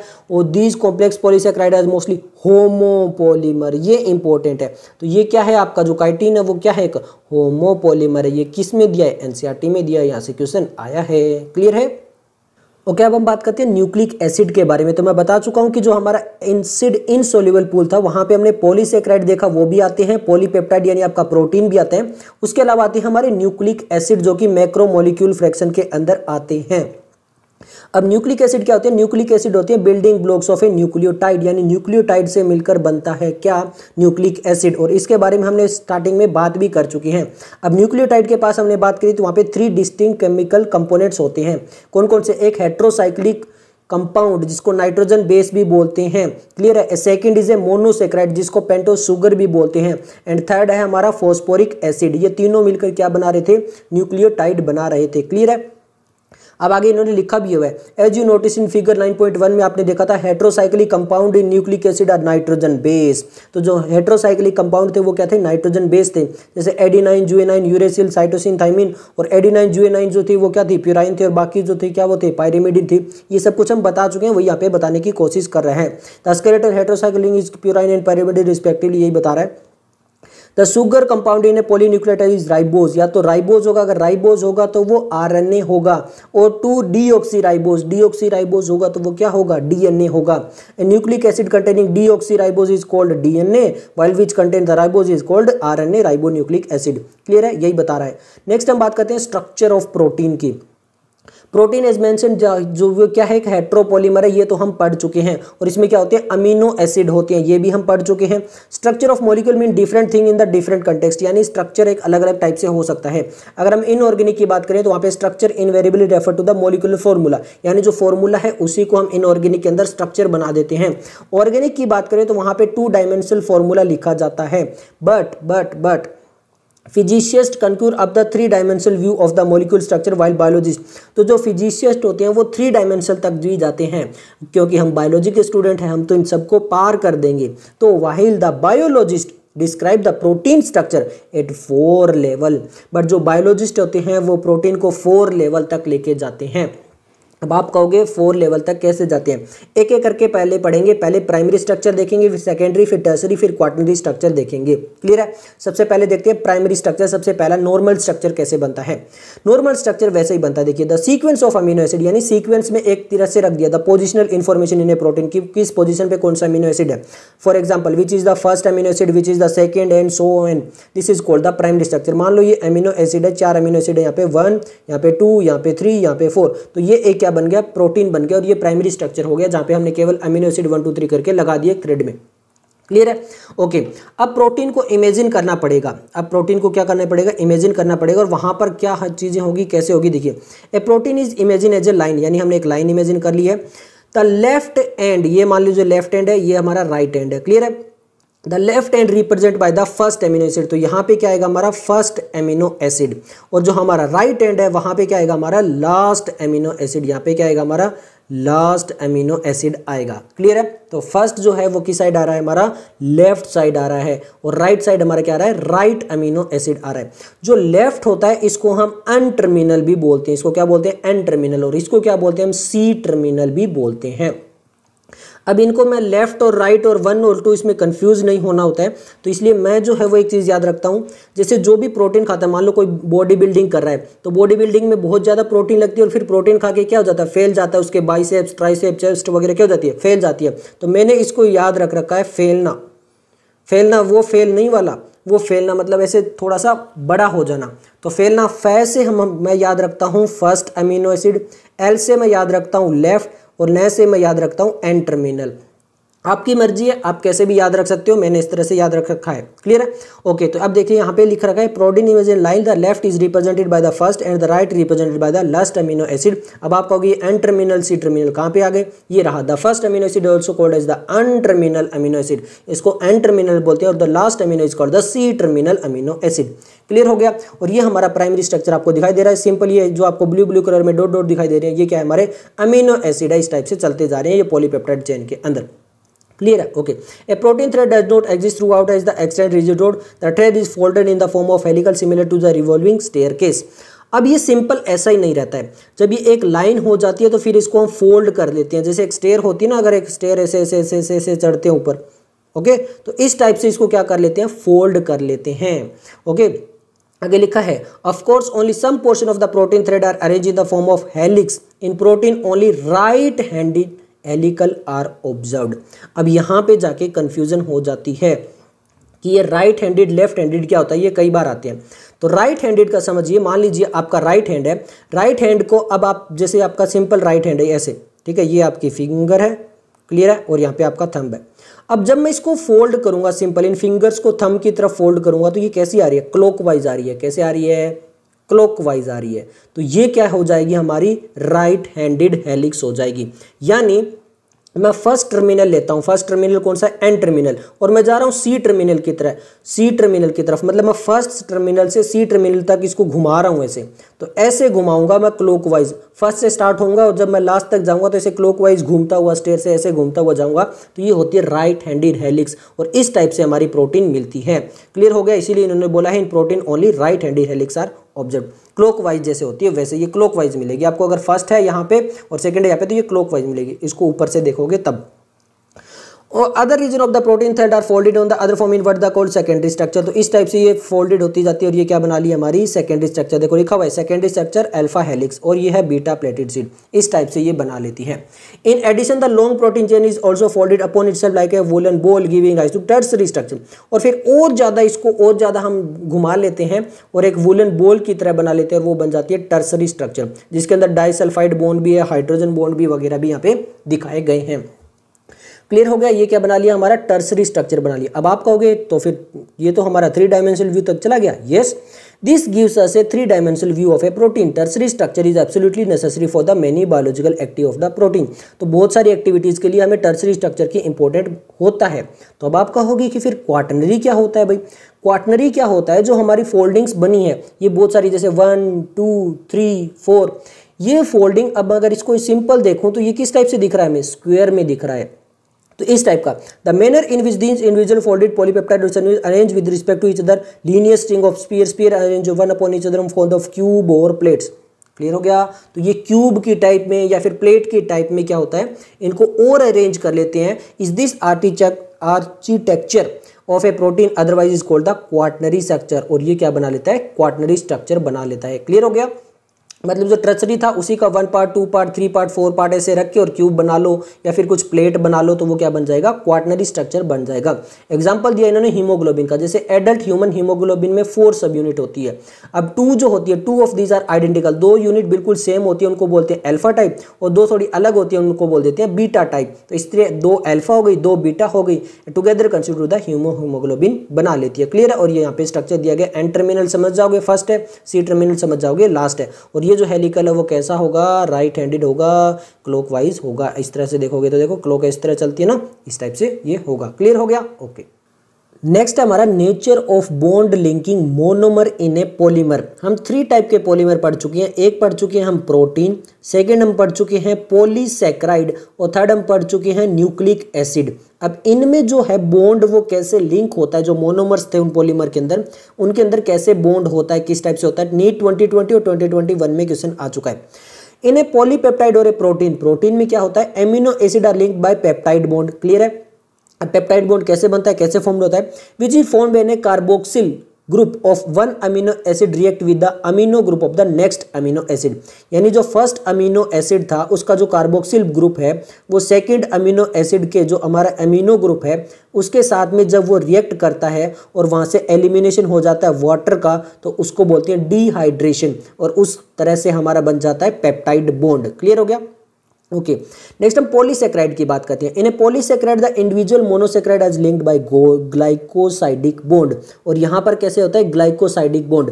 अब ग्लाइकोसाइडिक बॉन्ड कैसे होता है, this bond is also found by the dehydration, जैसे यहाँ पे डिहाइड्रेशन हो रहा था कुछ उस टाइप से यहाँ पर भी डिहाइड्रेशन होता है। This bond is found between the 2 carbon atom of 2 adjacent monosaccharide. 2 जो आसपास के मोनोसैकेराइड होते हैं उनके कार्बन एटम जो होते हैं उनको ज्वाइन करके बनता है। ओके, अब थर्ड बात करते हैं न्यूक्लिक एसिड का। न्यूक्लिक एसिड में क्या होता है, हमारा कंप्लीट जो है न्यूक्लिक एसिड के हमने अंदर पढ़ा था, चाहे डीएनए की बात कर लो चाहे आरएनए की बात कर लो, तो वहां पे होते हैं नाइट्रोजन बेस, पेंटोस शुगर और हमारा क्या फॉस्फेट ग्रुप। अब यहाँ पे क्या होता है, the phosphate moiety link the 3rd carbon of 1 sugar to nucleotide of the 5th carbon of the sugar of the succeeding nucleotide. यानी न्यूक्लियोटाइड के अंदर जो फॉस्फेट होता है वो क्या करता है, पहला जो शुगर होता है उसके 3rd कार्बन से सेकंड जो शुगर होता है उसके 5th कार्बन से अटैच करवा देता है। The bond between the phosphate and the hydroxyl group of the sugar is an ester bond, और ये जो बॉन्ड बनता है इसको बोलते हैं ester bond. Is there is one such ester bond on either side, क्योंकि इस टाइप का एस्टर बॉन्ड दोनों तरफ होता है तो इसको लिए बोल देते हैं इसको फॉस्फोडाई एस्टर बॉन्ड। क्लियर हो गया, ओके। अब हम देख लेते हैं यहाँ पर देखिए ये हम मान लेते हैं फर्स्ट कार्बन है, ये सेकंड है, ये थर्ड है, ये फोर्थ है और यहाँ पर ये फिफ्थ कार्बन हो गया। ये हमारा हो गया वन न्यूक्लियोटाइड। अब सेकंड न्यूक्लियोटाइड का ये फर्स्ट कार्बन हो गया, ये सेकंड हो गया, ये थर्ड हो गया, ये फोर्थ हो गया और ये फिफ्थ हो गया। तो देखिए ये जो फिफ्थ कार्बन है और ये जो हमारा थर्ड कार्बन है, इनके बीच में क्या आ गया, फॉस्फेट आ गया। क्लियर हो गया। तो इस टाइप से और इसी टाइप से अगर आप यहाँ पर भी देखोगे तो भी इस टाइप से होगा। तो यहाँ पर भी क्या मिलेगा, थर्ड और फिफ्थ के बीच में हमें मिलेगा, यहाँ पे भी थर्ड और फिफ्थ के बीच में से बॉन्ड बन जाएगा। क्लियर हो गया। यहाँ पर ये ब्रैकेट के बीच में इन्होंने दिखाया कि अगर ब्रैकेट के बीच में हम देखेंगे तो यहाँ पे कुछ इस टाइप से हमें दिखाई देगा। ओके अब हम थोड़ा सा जो यहाँ पर जो भी पोर्शन दिया होगा वो molecular basis of inheritance class 12 chapter 5 तो वहाँ पे आ रहा है। तो इसीलिए मैं बार बार यही बोलता हूँ कि इस चैप्टर के बाद में वो चैप्टर प्लीज रीड करना, और केमिस्ट्री बायोमोलिक्यूल इससे पहले या इसके बाद में वो भी रीड करना। Nucleic acid exhibit a wide variety of secondary structure. For example, one of the secondary structure exhibit DNA is the famous Watson-Crick model. अब Watson-Crick मॉडल के बारे में हम डिटेल में पढ़ते हैं उस चैप्टर में।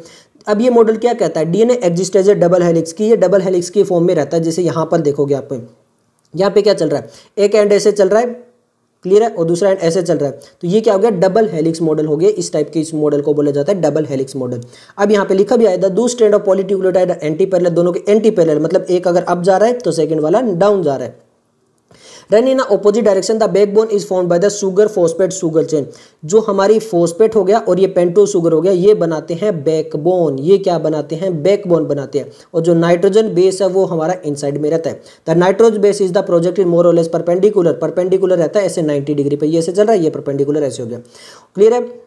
But face inside A and G of the one strand completely T and C respectively to the other end. इस तरह से ये जो है वो फॉर्मेशन होता है। अब कैसा फॉर्मेशन होता है, मतलब ए के सामने टी आएगा और जी के सामने सी आएगा। क्लियर हो गया। अब आगे लिखा हुआ है there are 2 hydrogen bond between A और टी। ए और टी के बीच में हमेशा 2 हाइड्रोजन बॉन्ड होंगे और जी और सी के बीच में हमेशा 3 हाइड्रोजन बॉन्ड होंगे। ये इन्होंने बताने की कोशिश की है। अब थोड़ा सा एक इंटरेस्टिंग चीज़ जो बताने की कोशिश की है, वैसे तो वो वहाँ पर भी आएगा मॉलिक्यूलर बेसिस में, पर फिर भी थोड़ा सा आपको हिंट दे देता हूँ। मान लीजिए हम क्या कर रहे हैं, ऐसे लिंक कर रहे हैं ऐसे। क्लियर है। यहाँ पर भी ये सर्कल की फॉर्म में चलेगा डीएनए न्यूक्लिक एसिड। क्लियर है।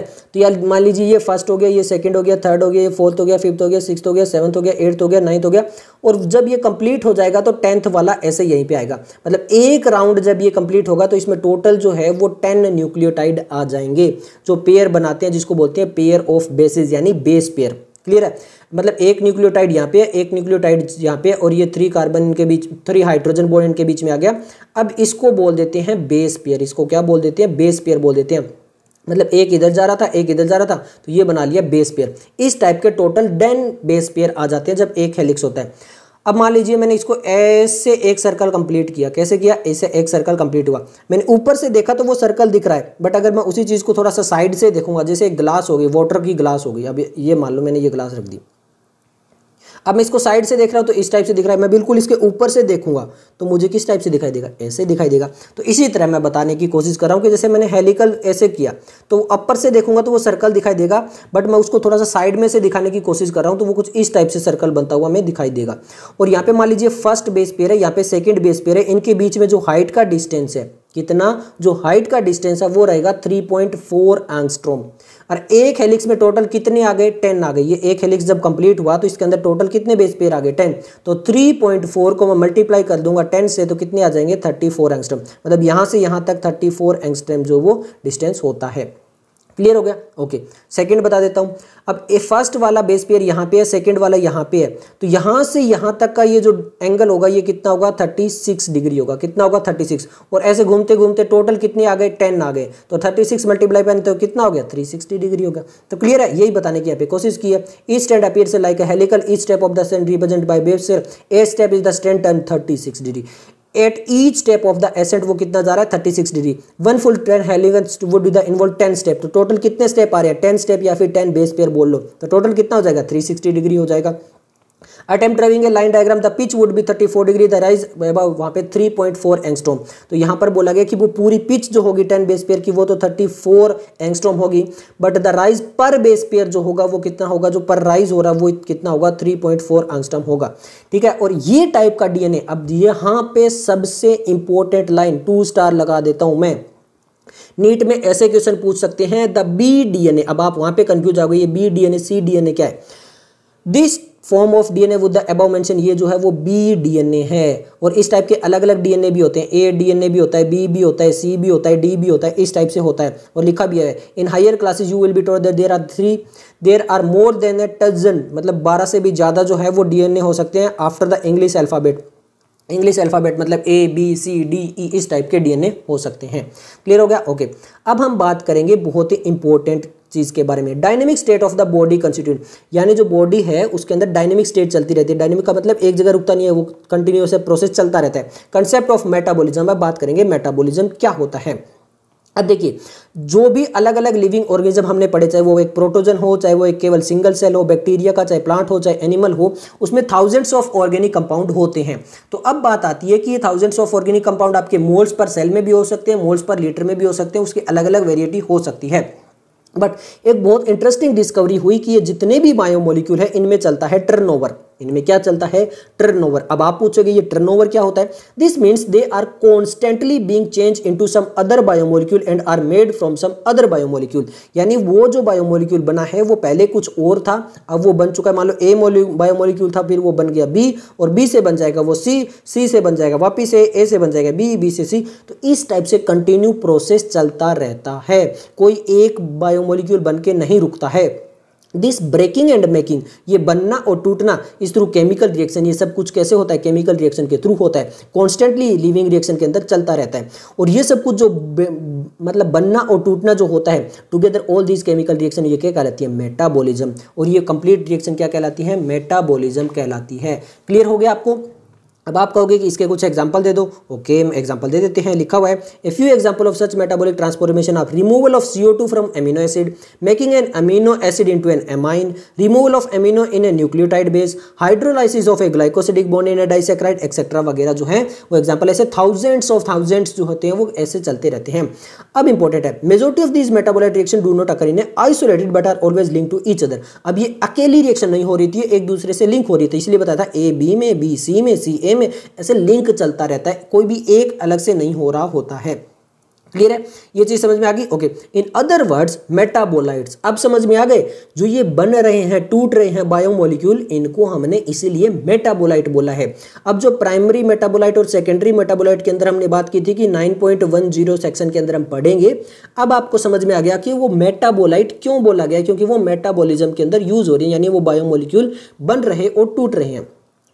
are converted into each other series linked together is the metabolic pathway। और ये जो पूरा कन्वर्जन वाला है ये एक सीरीज चलता है, पूरी एक लिंक्ड सीरीज चलती है, इसलिए इसको बोलते हैं मेटाबॉलिज्म के अंदर ये पाथवे जो होता है उसको बोलते हैं मेटाबॉलिक पाथवे। जैसे ट्रैफिक पाथवे होता है सेम उस टाइप से, these pathway are similar to the automobile in a city. जैसे ऑटोमोबाइल का एक ट्रैफिक होता है same same, these pathway linear भी हो सकते हैं, सर्कुलर भी हो सकते हैं और क्रिस क्रॉस भी हो सकते हैं, जैसे एक ट्रैफिक जंक्शन होता है उस टाइप से। क्लियर हो गया? ओके। अब आप बोलेंगे मेटाबोलाइट जो होते हैं वो पाथवे में हमें समझ में आ गया, तो आगे क्या होगा? The metabolite flow is called the dynamic state of the body constitute. अब ये जो पाथवे है जहाँ पे अलग अलग डायरेक्शन में अलग अलग रिएक्शन चल रही है, इसको बोलते हैं dynamic state of body constituent. जो ये पूरा मेटाबोलाइट का फ्लो होता है, जो ए से बी, बी से सी, सी से डी, और ये सब कुछ क्या कहलाता है? Dynamic state of body constituent. I hope कि अब ये समझ में आ गया dynamic state of body constitution क्यों लिखा गया है। क्लियर है? अब इसमें एक और फीचर भी होता है। अब आप पूछोगे वो क्या फीचर होता है भाई? अब यहाँ पर एक बहुत इंपॉर्टेंट ये फीचर होता है कि यहाँ पे जितना भी प्रोसेस चल रहा होता है जो बॉडी कॉन्स्टिट्यूएंट, वो बहुत ही स्मूथ चल रहा होता है, बहुत ही smooth, without a single reported misbehave. हो सकता है कि ट्रैफिक में आप फिर भी रेड लाइट जो वो क्रॉस कर जाओ, आपका चालान कट जाए, कुछ हो जाए, बट यहाँ पर बिल्कुल 100% डिसिप्लिन के थ्रू चलता है। अब ऐसा क्यों चलता है? क्योंकि यहाँ पे जितनी भी केमिकल रिएक्शन होती है वो होती है कैटलाइज्ड रिएक्शन। कैटलाइज्ड रिएक्शन, अब आप कहोगे ये कैटलाइज्ड क्या होती है? कैटलाइज्ड होता है किसी भी जो रिएक्शन हो रही है उसके रेट को इन्हेंस कर देना, बढ़ा देना, मतलब जल्दी कर देना। अगर कोई काम पहले 10 मिनट्स में हो रहा था उसको 1 मिनट में कर देना, वो होता है कैटलाइज्ड रिएक्शन। तो आप कहोगे कि यह फिजिकल प्रोसेस, जैसे मान लो कि कार्बन डाइऑक्साइड जो वाटर के अंदर मिला रहे हैं वो एक फिजिकल प्रोसेस है, बट वही अगर लिविंग सिस्टम में होगा तो वो कैटलाइज्ड रिएक्शन होगी और वो जल्दी होगा प्रोसेस। क्लियर हो गया? अब आप ये पूछोगे कि ये कैटलाइज्ड रिएक्शन हो रही है तो इसमें हेल्प कौन कर रहा है? इसमें हेल्प करता है एंजाइम, और ये होता है एक स्पेशल टाइप का प्रोटीन, ये एक कैटालिटिक प्रोटीन वाला होता है जिसको बोलते हैं एंजाइम, और ये रिएक्शन को फास्ट करवा देता है। अब आपको मेटाबॉलिज्म समझ में आ गया। देखो मेटाबॉलिक बेसिक फॉर लिविंग करते हैं। अब आपको मेटाबॉलिज्म समझ में आ गया कि कंटिन्यूस वहाँ पे ब्रेकिंग हो रही है और मेकिंग हो रही है। क्लियर है? तो मैं इसको थोड़ा सा अपनी तरफ से बताता हूँ। जैसे हम जो है वो फूड को पहले बनाते हैं किचन के अंदर जाके, फिर बॉडी के अंदर लेके उसको क्या करते हैं, ब्रेक करते हैं। जब हम किचन में फूड को बना रहे हैं तो हम क्या करते हैं, हीट देते हैं। क्या देते हैं? हीट देते हैं, हीट प्रोवाइड करते हैं। और क्या बना रहे होते हैं, हीट देते हैं। ओके, और सिंपल जो मॉलिक्यूल्स होते हैं सिंपल सिंपल चीज़ों से कॉम्प्लेक्स बना देते हैं। जैसे एक वेजिटेबल बनानी है तो उसके अंदर भी 3-4 चीज़ें ऐड करके वेजिटेबल बनाते हैं। जैसे मान लो चपाती बनानी है तो उसके अंदर भी हम सोल्ट, आटा, पानी वगैरह, फिर उसको सेकने में हीट करके, और फिर उसमें भी जो है वो कॉम्प्लेक्स बना रहे हैं, मतलब सिंपल चीज़ों से कॉम्प्लेक्स चीज़ बना रहे हैं। फिर बॉडी के अंदर हम उसको ब्रेक करते हैं, फिर क्या करते हैं, बॉडी के अंदर ले जाके उस कॉम्प्लेक्स को वापस तोड़ते हैं और सिंपल बनाते हैं। तो जब हम किचन के अंदर फूड बना रहे हैं तो हीट दे रहे हैं, और जब वो हम ब्रेक कर रहे हैं तो हम हीट प्रोड्यूस हो रही है। याद है ना, अगर आप सिंपल बैठ जाओ खाना खा के तो आपकी बॉडी जो वो काफ़ी जल्दी जल्दी हीट बनाने लगती है। तो वो क्या होता है, जो बना रहे हैं उसको बोलते हैं एनाबॉलिक, और जो ब्रेक कर रहे हैं उसको बोलते हैं कैटाबॉलिक प्रोसेस। क्लियर हो गया? देखो metabolic pathway can lead to a more complex structure form a simple structure, मतलब सिंपल से कॉम्प्लेक्स बनाना। For example acidic acid become cholesterol, acidic acid simple था, कोलेस्ट्रॉल बना दिया और कॉम्प्लेक्स बना दिया।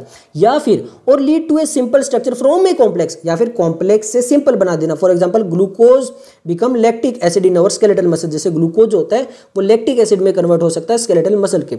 जो फॉर्मर यानी जो सिंपल से हमने कॉम्प्लेक्स बनाया है वो कहलाता है एनाबॉलिक, और जो कॉम्प्लेक्स से सिंपल बनाया है वो कैटाबॉलिक। अब इसका याद रखने का क्या तरीका है, सी होता है हमारा कैटाबॉलिक, सी से ही मैं बोल देता हूं कॉम्प्लेक्स इनटू सिंपल।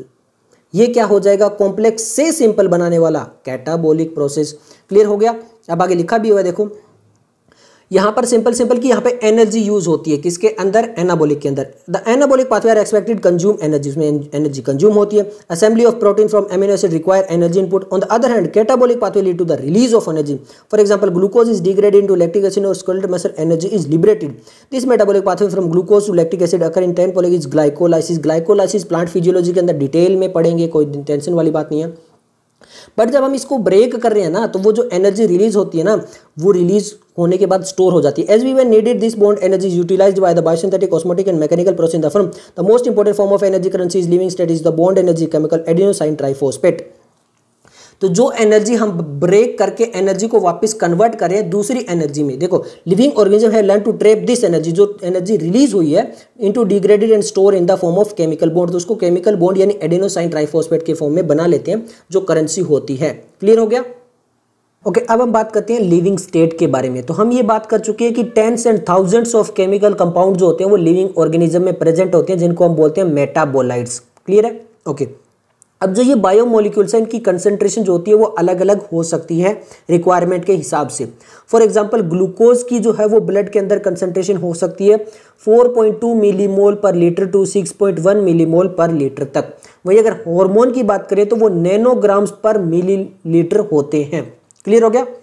ओके, तो अब हम यहाँ पे ये बात करें कि जितने भी हमने सिस्टम पढ़ा था जिसमें मेटाबॉलिज्म वगैरह पढ़ा था, और यहाँ पे ये भी देखा था कि वहाँ पे टर्नओवर होता है, तो यहाँ पर क्या एक स्टेडी स्टेट आ जाती है, कंटिन्यू स्टेट आती है, या फिर उसमें जब ये सब कुछ हो रहा है तो वहाँ पर क्या होगा, एक इक्विलिब्रियम आ जाएगा।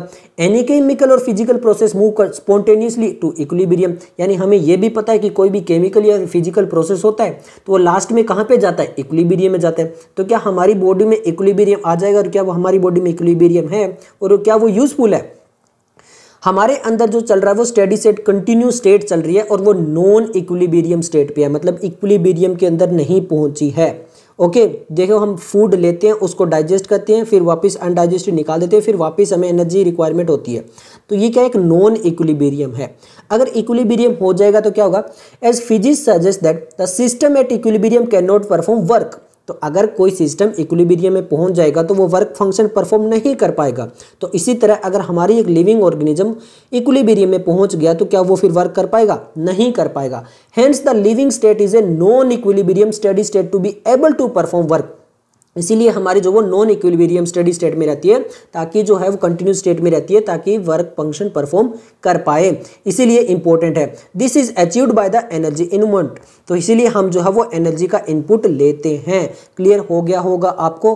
अब यहाँ पर इंपॉर्टेंट है मेटाबॉलिज्म, हमने पढ़ा था मेटाबॉलिज्म, आगे लिखा देखो last line, without metabolism there can not be a living state, तो इसीलिए मेटाबॉलिज्म इंपॉर्टेंट है, यानी कैनाबॉलिज्म, एनाबॉलिज्म, कैटाबॉलिज्म, ये सब कुछ इंपॉर्टेंट है, क्योंकि इसके बिना कोई भी एक लिविंग स्टेट में नहीं रह सकता है, ये एब्सोल्यूट है। ओके, अब हम बात करते हैं एंजाइम्स की। यहां से नीट 2016 में क्वेश्चन आ चुका है। Almost all enzyme are protein, लगभग सभी एंजाइम प्रोटीन होते हैं, but there are some nucleic acid that behave like enzyme, but कुछ न्यूक्लिक एसिड भी होते हैं जो एंजाइम की वर्क करते हैं, दीज आर कॉल्ड राइबोजाइम। यहीं से आपका क्वेश्चन पूछा जा चुका है। क्लियर है? ओके, अब यहाँ पे बात आती है कि जो आपका एंजाइम्स होता है वो कैसा होता है, क्या प्राइमरी स्ट्रक्चर होता है? An enzyme like any protein as a primary structure, that is amino acid sequence of the protein, या फिर an enzyme like any protein that is the secondary और टर्सरी स्ट्रक्चर, उनमें सेकेंडरी और tertiary structure हो सकता है, but mainly जो protein हो, जो आपके एंजाइम्स होते हैं उनमें होता है tertiary structure. When you look at a tertiary structure you will notice that the backbone of the protein chain fold upon itself, तो ये तो हमें पता है, हम टर्सरी स्ट्रक्चर पढ़ के आए कि वहां पे एक दूसरे के ऊपर फोल्डिंग बनता है, क्रिस क्रॉस होता है, बट वहां पे क्या है, बहुत सारी सर्विक्स और पॉकेट रह जाती है, और वो जो सर्विक्स और पॉकेट रह जाती है वो एंजाइम के अंदर वो कहलाती है active site. One such pocket in the is active site, an active site of an enzyme is a crevice or pocket into which the substrate fit. अब ये जो एक्टिव साइट है या फिर जो पॉकेट है, वहां पे जो सबस्ट्रेट है, जो रिएक्शन में हो रहा है, जो प्रोडक्ट बनाएगा, वो वहां पर आकर फिट होता है। Thus enzyme through their active site catalyze reaction at a higher rate, और ये बहुत हाइयर रेट पे होती है। इसका एग्जांपल अभी थोड़ी देर में आपके सामने आ जाएगा।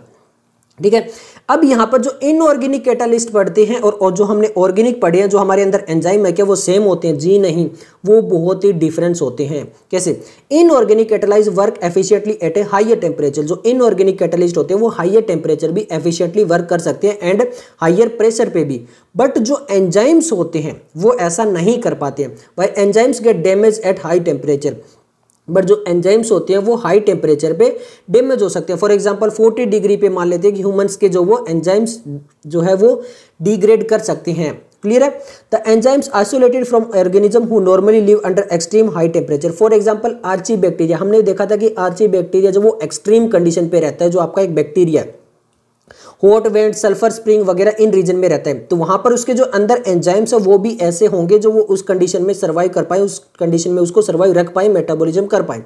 Are stable and retain their catalytic power in your high temperature 80 to 90 thermal stability, thus an important quality of such enzyme. तो वहां पर जो रह रहा है उसके पास ऐसी एबिलिटी होनी चाहिए उन एंजाइम्स के पास में, जहाँ पे वो थर्मोफिलिक ऑर्गेनिज्म जो है वहां पर भी वो एंजाइम फंक्शन परफॉर्म कर पाए। क्लियर हो गया? ओके, अब हम बात करने वाले हैं केमिकल रिएक्शन की। हमें केमिकल रिएक्शन की बात करनी है। अब देखिए, chemical compound undergo two type of changes. जो केमिकल कंपाउंड होते हैं वो टू टाइप के चेंजेस होते हैं, एक होता है फिजिकल रिएक्शन, एक होता है केमिकल रिएक्शन। अब फिजिकल क्या होता है? A physical change refer to a change in a shape without breaking the bond, यानी कोई भी बॉन्ड ब्रेक नहीं किया है, बस उसकी जो है वो शेप चेंज कर दी है या कुछ अलग चीजें चेंज कर दी है, तो वो कहलाएगा physical process, physical reaction. Another physical, जैसे फॉर एग्जांपल हम आइस को मेल्ट कर लेते हैं वाटर में और वाटर को वापस हीट करके वेपर बना देते हैं, बट है तो वो आपका वाटर का वाटर ही, H2O का H2O ही, उसमें कोई बॉन्ड ब्रेक नहीं हुआ है, ना कोई अलग चीज फॉर्म हुई है, तो इसलिए वो कहलाएगा फिजिकल प्रोसेस। तो फिर हम केमिकल रिएक्शन किसको बोलेंगे? केमिकल रिएक्शन बोलते हैं व्हेन बॉन्ड्स आर ब्रोकन और new bonds are form during transformation, यानी जब बॉन्ड जो है, जो आपके एलिमेंट उनके बीच में बॉन्ड ब्रेक हो जाना और नए बन जाना, वो कहलाता है chemical reaction. This will be a chemical reaction. For example यहाँ पे दिया हुआ है, आप यहाँ पे देख सकते हो H2SO4 था, वो BSO4 और H2O नया बन गया है। अब जो भी केमिकल रिएक्शन होती है या फिर जो फिजिकल रिएक्शन होती है, यहां पर एक एग्जांपल दिया है, similarly hydrolysis of starch into glucose is an organic chemical reaction. ये एक एग्जांपल आपके सामने दिया है कि रिएक्शन कैसी हो सकती है। जैसे स्टार्च को हाइड्रोलाइज करना ग्लूकोज के अंदर, वो एक ऑर्गेनिक केमिकल रिएक्शन, यानी वहां पे बॉन्ड ब्रेक और फॉर्म हो रहे हैं। अब जो भी रिएक्शन होती है, चाहे वो फिजिकल हो केमिकल हो, वहां पे होता है रेट। अब आप पूछोगे रेट क्या होता है? The process refer to the amount of product per unit time, ये होता है रेट, यानी कितने टाइम पे कितना प्रोडक्ट बना है वो कहलाता है रेट। अब रेट को आप वेलोसिटी भी बोल सकते हो अगर वहां पे डायरेक्शन दी हुई है तो। क्लियर है? बट अब हम एक बहुत ही इंपॉर्टेंट पॉइंट पढ़ने वाले हैं कि जो रेट होता है, चाहे वो फिजिकल का हो चाहे केमिकल का, वो टेम्परेचर पे बहुत ज़्यादा डिपेंड करता है। एक जनरल थंब रूल ये कहता है कि रेट डबल या फिर हाफ हो सकता है अगर हम टेम्परेचर को 10 डिग्री चेंज कर दें, यानी 10 डिग्री इंक्रीज या डिक्रीज कर दें, तो रेट जो चल रहा था केमिकल रिएक्शन का वो डबल या फिर हाफ हो जाएगा। क्लियर है। अब आपका एक क्वेश्चन ये आता है कि जो एंजाइम्स होते हैं, हमने बात की कि वो केमिकल रिएक्शन के अंदर होते हैं, और ऑर्गेनिक के अंदर कोई भी एक ऐसी रिएक्शन नहीं है जहाँ पे एंजाइम्स का यूज ना होता हो, कैटालाइज्ड रिएक्शन ना होती हो। तो अब ये कितना इंपॉर्टेंट है। फॉर एग्जांपल देखो, कार्बन डाइऑक्साइड को अगर हम वाटर में मिला रहे हैं और कार्बोनिक एसिड बना रहे हैं, तो वहां पर एक एंजाइम यूज किया गया है कार्बोनिक एनहाइड्रेज। क्लियर है। अब हमने ये भी बात की थी कार्बन डाइऑक्साइड को वाटर में मिलाना ये एक फिजिकल प्रोसेस हो सकता है, बट ये लिविंग के अंदर जो वो कैटालाइज्ड प्रोसेस होगा। अगर हम इसको फिजिकल प्रोसेस करें या फिर कोई भी एंजाइम नहीं दे रहे हैं, कोई भी एंजाइम नहीं दे रहे फॉर एग्जांपल, तो अब क्या होगा देखिए, in the absence of any enzyme this reaction is very slow, बहुत स्लो। अब आप पूछोगे कितने स्लो, यहाँ पर केवल 200 मॉलिक्यूल बनेंगे 1 आवर में। 1 घंटे में 200 मॉलिक्यूल ही ये बना पाएगा अगर यहाँ पे कार्बोनिक एनहाइड्रेज नहीं होगा। तो आप कहते हो कि चलो मैंने कार्बोनिक एनहाइड्रेज ले आया हूं मैं, अब बताओ क्या हो जाएगा। तो अगर आपने एंजाइम ले आए carbonic anhydrase, the reaction speed dramatically with about 6 lakh molecule being form every second. अब आप देखिए, जहां पे 200 molecule without carbonic anhydrase 1 hour में बन रहे थे, वहीं पे 6 लाख मॉलिक्यूल 1 सेकेंड में बनने लग गए। ये पावर है कार्बोनिक एनहाइड्रेज की, यानी जो रिएक्शन वो अबाउट 10 मिलियन टाइम्स को इंक्रीज कर दिया है। ये होता है इनक्रेडिबल प्रोसेस। क्लियर आ गया। इनक्रेडिबल हेल्प नहीं, यहाँ पे एंजाइम इनक्रेडिबल है। क्लियर हो गया। ओके। अब आप पूछेंगे कि इसमें और क्या चीजें हो सकती है। देखिए, यहां पर हमने ये बात की थी कि कैटालाइज जो एक यूनिक प्रोसेस होता है जो मेटाबॉलिक रिएक्शन के अंदर होता है। अब यहां पर भी मल्टी स्टेप केमिकल रिएक्शन होती है, और अब यहां पर हमने जैसे ग्लूकोज से पायरुविक एसिड बनाना है, जो ग्लाइकोलाइसिस चैप्टर नंबर 14 के अंदर हम डिटेल में पढ़ेंगे। ये भी एक आपकी एंजाइमेटिक रिएक्शन है, और हर एक स्टेप पे हर एक एंजाइम यूज होता है। देखो लिखा हुआ है, is actually A metabolic pathway in which glucose become pyruvic acid through 10 different enzyme catalysed metabolic reaction. यानी हर एक प्रोसेस पे हर एक टाइम पे हर एक डिफरेंट एंजाइम की रिक्वायरमेंट होती है। तो अगर 10 वहां पे प्रोसेस चल रहे हैं तो 10 ही डिफरेंट एंजाइम यूज होते हैं ग्लाइकोलाइसिस के अंदर। क्लियर हो गया। अब ये जो आपका मेटाबॉलिक पाथवे है, ओके, ये इसमें थोड़ी सी भी कंडीशन चेंज हो जाए, डिफरेंट कंडीशन डिफरेंट प्रोडक्ट हो सकते हैं। अब आप पूछोगे कैसे, देखो, इन ओवर स्केलेटल मसल अगर यही सेम प्रोसेस चल रहा है ग्लाइकोलाइसिस, बट कंडीशन हो गई anaerobic, under anaerobic condition lactic acid is formed, यानी ग्लूकोज जो है वो लैक्टिक एसिड बना देगा अगर हमारे स्केलेटल मसल के अंदर एनएरोबिक कंडीशन हो गई। अगर नॉर्मल एरोबिक कंडीशन रही तो यही जो हमारा पायरुविक एसिड बना देगा। क्लियर है। वहीं पर अगर हम ईस्ट की बात करें, सेम ग्लाइकोलाइसिस हो रहा है, ईस्ट के अंदर हो रहा है, तो वहां पर जो बनेगा वो इथेनॉल बनेगा, यानी अल्कोहल बनेगा। तो कंडीशन अगर डिफरेंट हो गई तो प्रोडक्ट भी डिफरेंट हो जाते हैं। क्लियर हो गया ये प्रोसेस आपको। तो अभी तक हमने ये देखा कि जो 200 मॉलिक्यूल बन रहे थे 1 आवर में, वो 6 लाख मॉलिक्यूल बनने लग गए केवल 1 सेकेंड में। वो कैसे हुआ, यही चीज हम बात करने वाले हैं। How do enzyme bring about such high rate of chemical conversion. तो ये जो हाईएस्ट रेट पहुंचा दिया उन्होंने, वो कैसे किया। तो सिंपल ये समझिए, अभी तक ये पता है कि हमें एक्टिव साइट होती है, और एक्टिव साइट कहाँ पे होती है, जो टर्सरी स्ट्रक्चर होता है वहां पर। अब देखिए, the chemical which is converted into a product is called substrate. तो वो सबस्ट्रेट ही होता है जो प्रोडक्ट में कन्वर्ट होता है। यहाँ पे लिखा है एस का मतलब सबस्ट्रेट, पी का मतलब प्रोडक्ट। ये क्लियर है। ओके, तो यहाँ पर एंजाइम क्या करते हैं, hence enzyme the protein with 3 dimensional structure include the N active site. ये तो आपको यहाँ पे ये समझ में आ गया होगा कि ये बात करें टर्सरी स्ट्रक्चर की। जो टर्सरी स्ट्रक्चर की प्रोटीन होती है वो बाइंड करती है सबस्ट्रेट के साथ में। देखिए, it is now understood that the substrate has bind the enzyme at it active site which is given as cleft or pocket. The substrate has to diffuse, और फिर ये डिफ्यूज हो जाएगा किसकी साइड में, एक्टिव साइड के साथ में। Thus an obligatory complex E S complex is formed. E strand for enzyme. यहां पर आपको अच्छे से क्लियर हो जाएगा। देखिए, E for enzyme, S for substrate. Enzyme और सबस्ट्रेट मिलते हैं, फिर एक ट्रांसफर सेक्शन बनते हैं जहां पर देखिए ट्रांजिशन स्टेट बनती है ये एंजाइम और सबस्ट्रेट। अब ये सबस्ट्रेट क्या करता है, धीरे धीरे किस में कन्वर्ट हो जाता है, प्रोडक्ट में कन्वर्ट हो जाता है। और जैसे ये प्रोडक्ट में कन्वर्ट हो जाता है, एंजाइम इससे अलग हो जाता है, प्रोडक्ट अलग हो जाता है, एंजाइम वापस फ्री हो जाता है। फिर यही एंजाइम वापस यहाँ पे आता है और इस सबस्ट्रेट के साथ में वापस अटैच हो जाता है, फिर वापस प्रोडक्ट बन जाता है। यानी एक ही एंजाइम जो जैसे ही ये रिएक्शन कंप्लीट होती है वो वापस फ्री होकर वापस वही कॉम्प्लेक्स प्रोसेस जो होता है वो मदद करने लग जाता है। ये चीज़ आपको क्लियर हो गई, यही यहाँ पे बताने की कोशिश की है। अब जो ये कॉम्प्लेक्स बन रहा है, the complex formation is a transient phenomena. अब ये क्या है, क्योंकि देखिए एंजाइम के साथ में सबस्ट्रेट मिल तो गया है बट ये परमानेंट नहीं है, क्योंकि सबस्ट्रेट फिर क्या बना लेगा, प्रोडक्ट बना लेगा और वो प्रोडक्ट अलग हो जाएगा। तो ये सबस्ट्रेट टू प्रोडक्ट बन रहा है तब तक एंजाइम इसके साथ में है, फिर एंजाइम इसको छोड़कर वापस फ्री हो जाएगा दूसरे सबस्ट्रेट के साथ में अटैच होने के लिए। तो ये क्या चल रहा है, ट्रांजिएंट फिनोमिना चल रहा है, मतलब यहाँ पर परमानेंट कुछ भी नहीं बना है। यही यहाँ पे इन्होंने बताने की कोशिश की है। During the state where the substrate is bound to the enzyme active site a new structure of the substrate called transition state structure is formed. ये न्यू स्ट्रक्चर क्या बात कर रहा है, यानी जो स्ट्रक्चर है यानी जो सबस्ट्रेट है वो बना रहा है प्रोडक्ट। फॉर एग्जाम्पल मैं आपको देता हूँ वाटर से, मान लो हाइड्रोजन है, क्लियर है, हाइड्रोजन अटैच हो गया एंजाइम के साथ में, फिर वो ऑक्सीजन के साथ में अटैच होगा, क्लियर है। तो हाइड्रोजन जो वो ऑक्सीजन के जैसे साथ में चेंज होगा तो यहाँ पर जो बॉन्डिंग है हाइड्रोजन हाइड्रोजन की वो ब्रेक होगी और इनके बीच में ऑक्सीजन आएगा। तो उस टाइम पे ये जो चेंज हो रहा है हाइड्रोजन हाइड्रोजन का टूटना और ये ऑक्सीजन का जुड़ना, ये भी तो एक तरह से परमानेंट नहीं है ना, वो अभी चल रहा है फेज, वो अभी बीच में है। तो ये क्या हो गया, ट्रांजिशन स्टेट हो गई।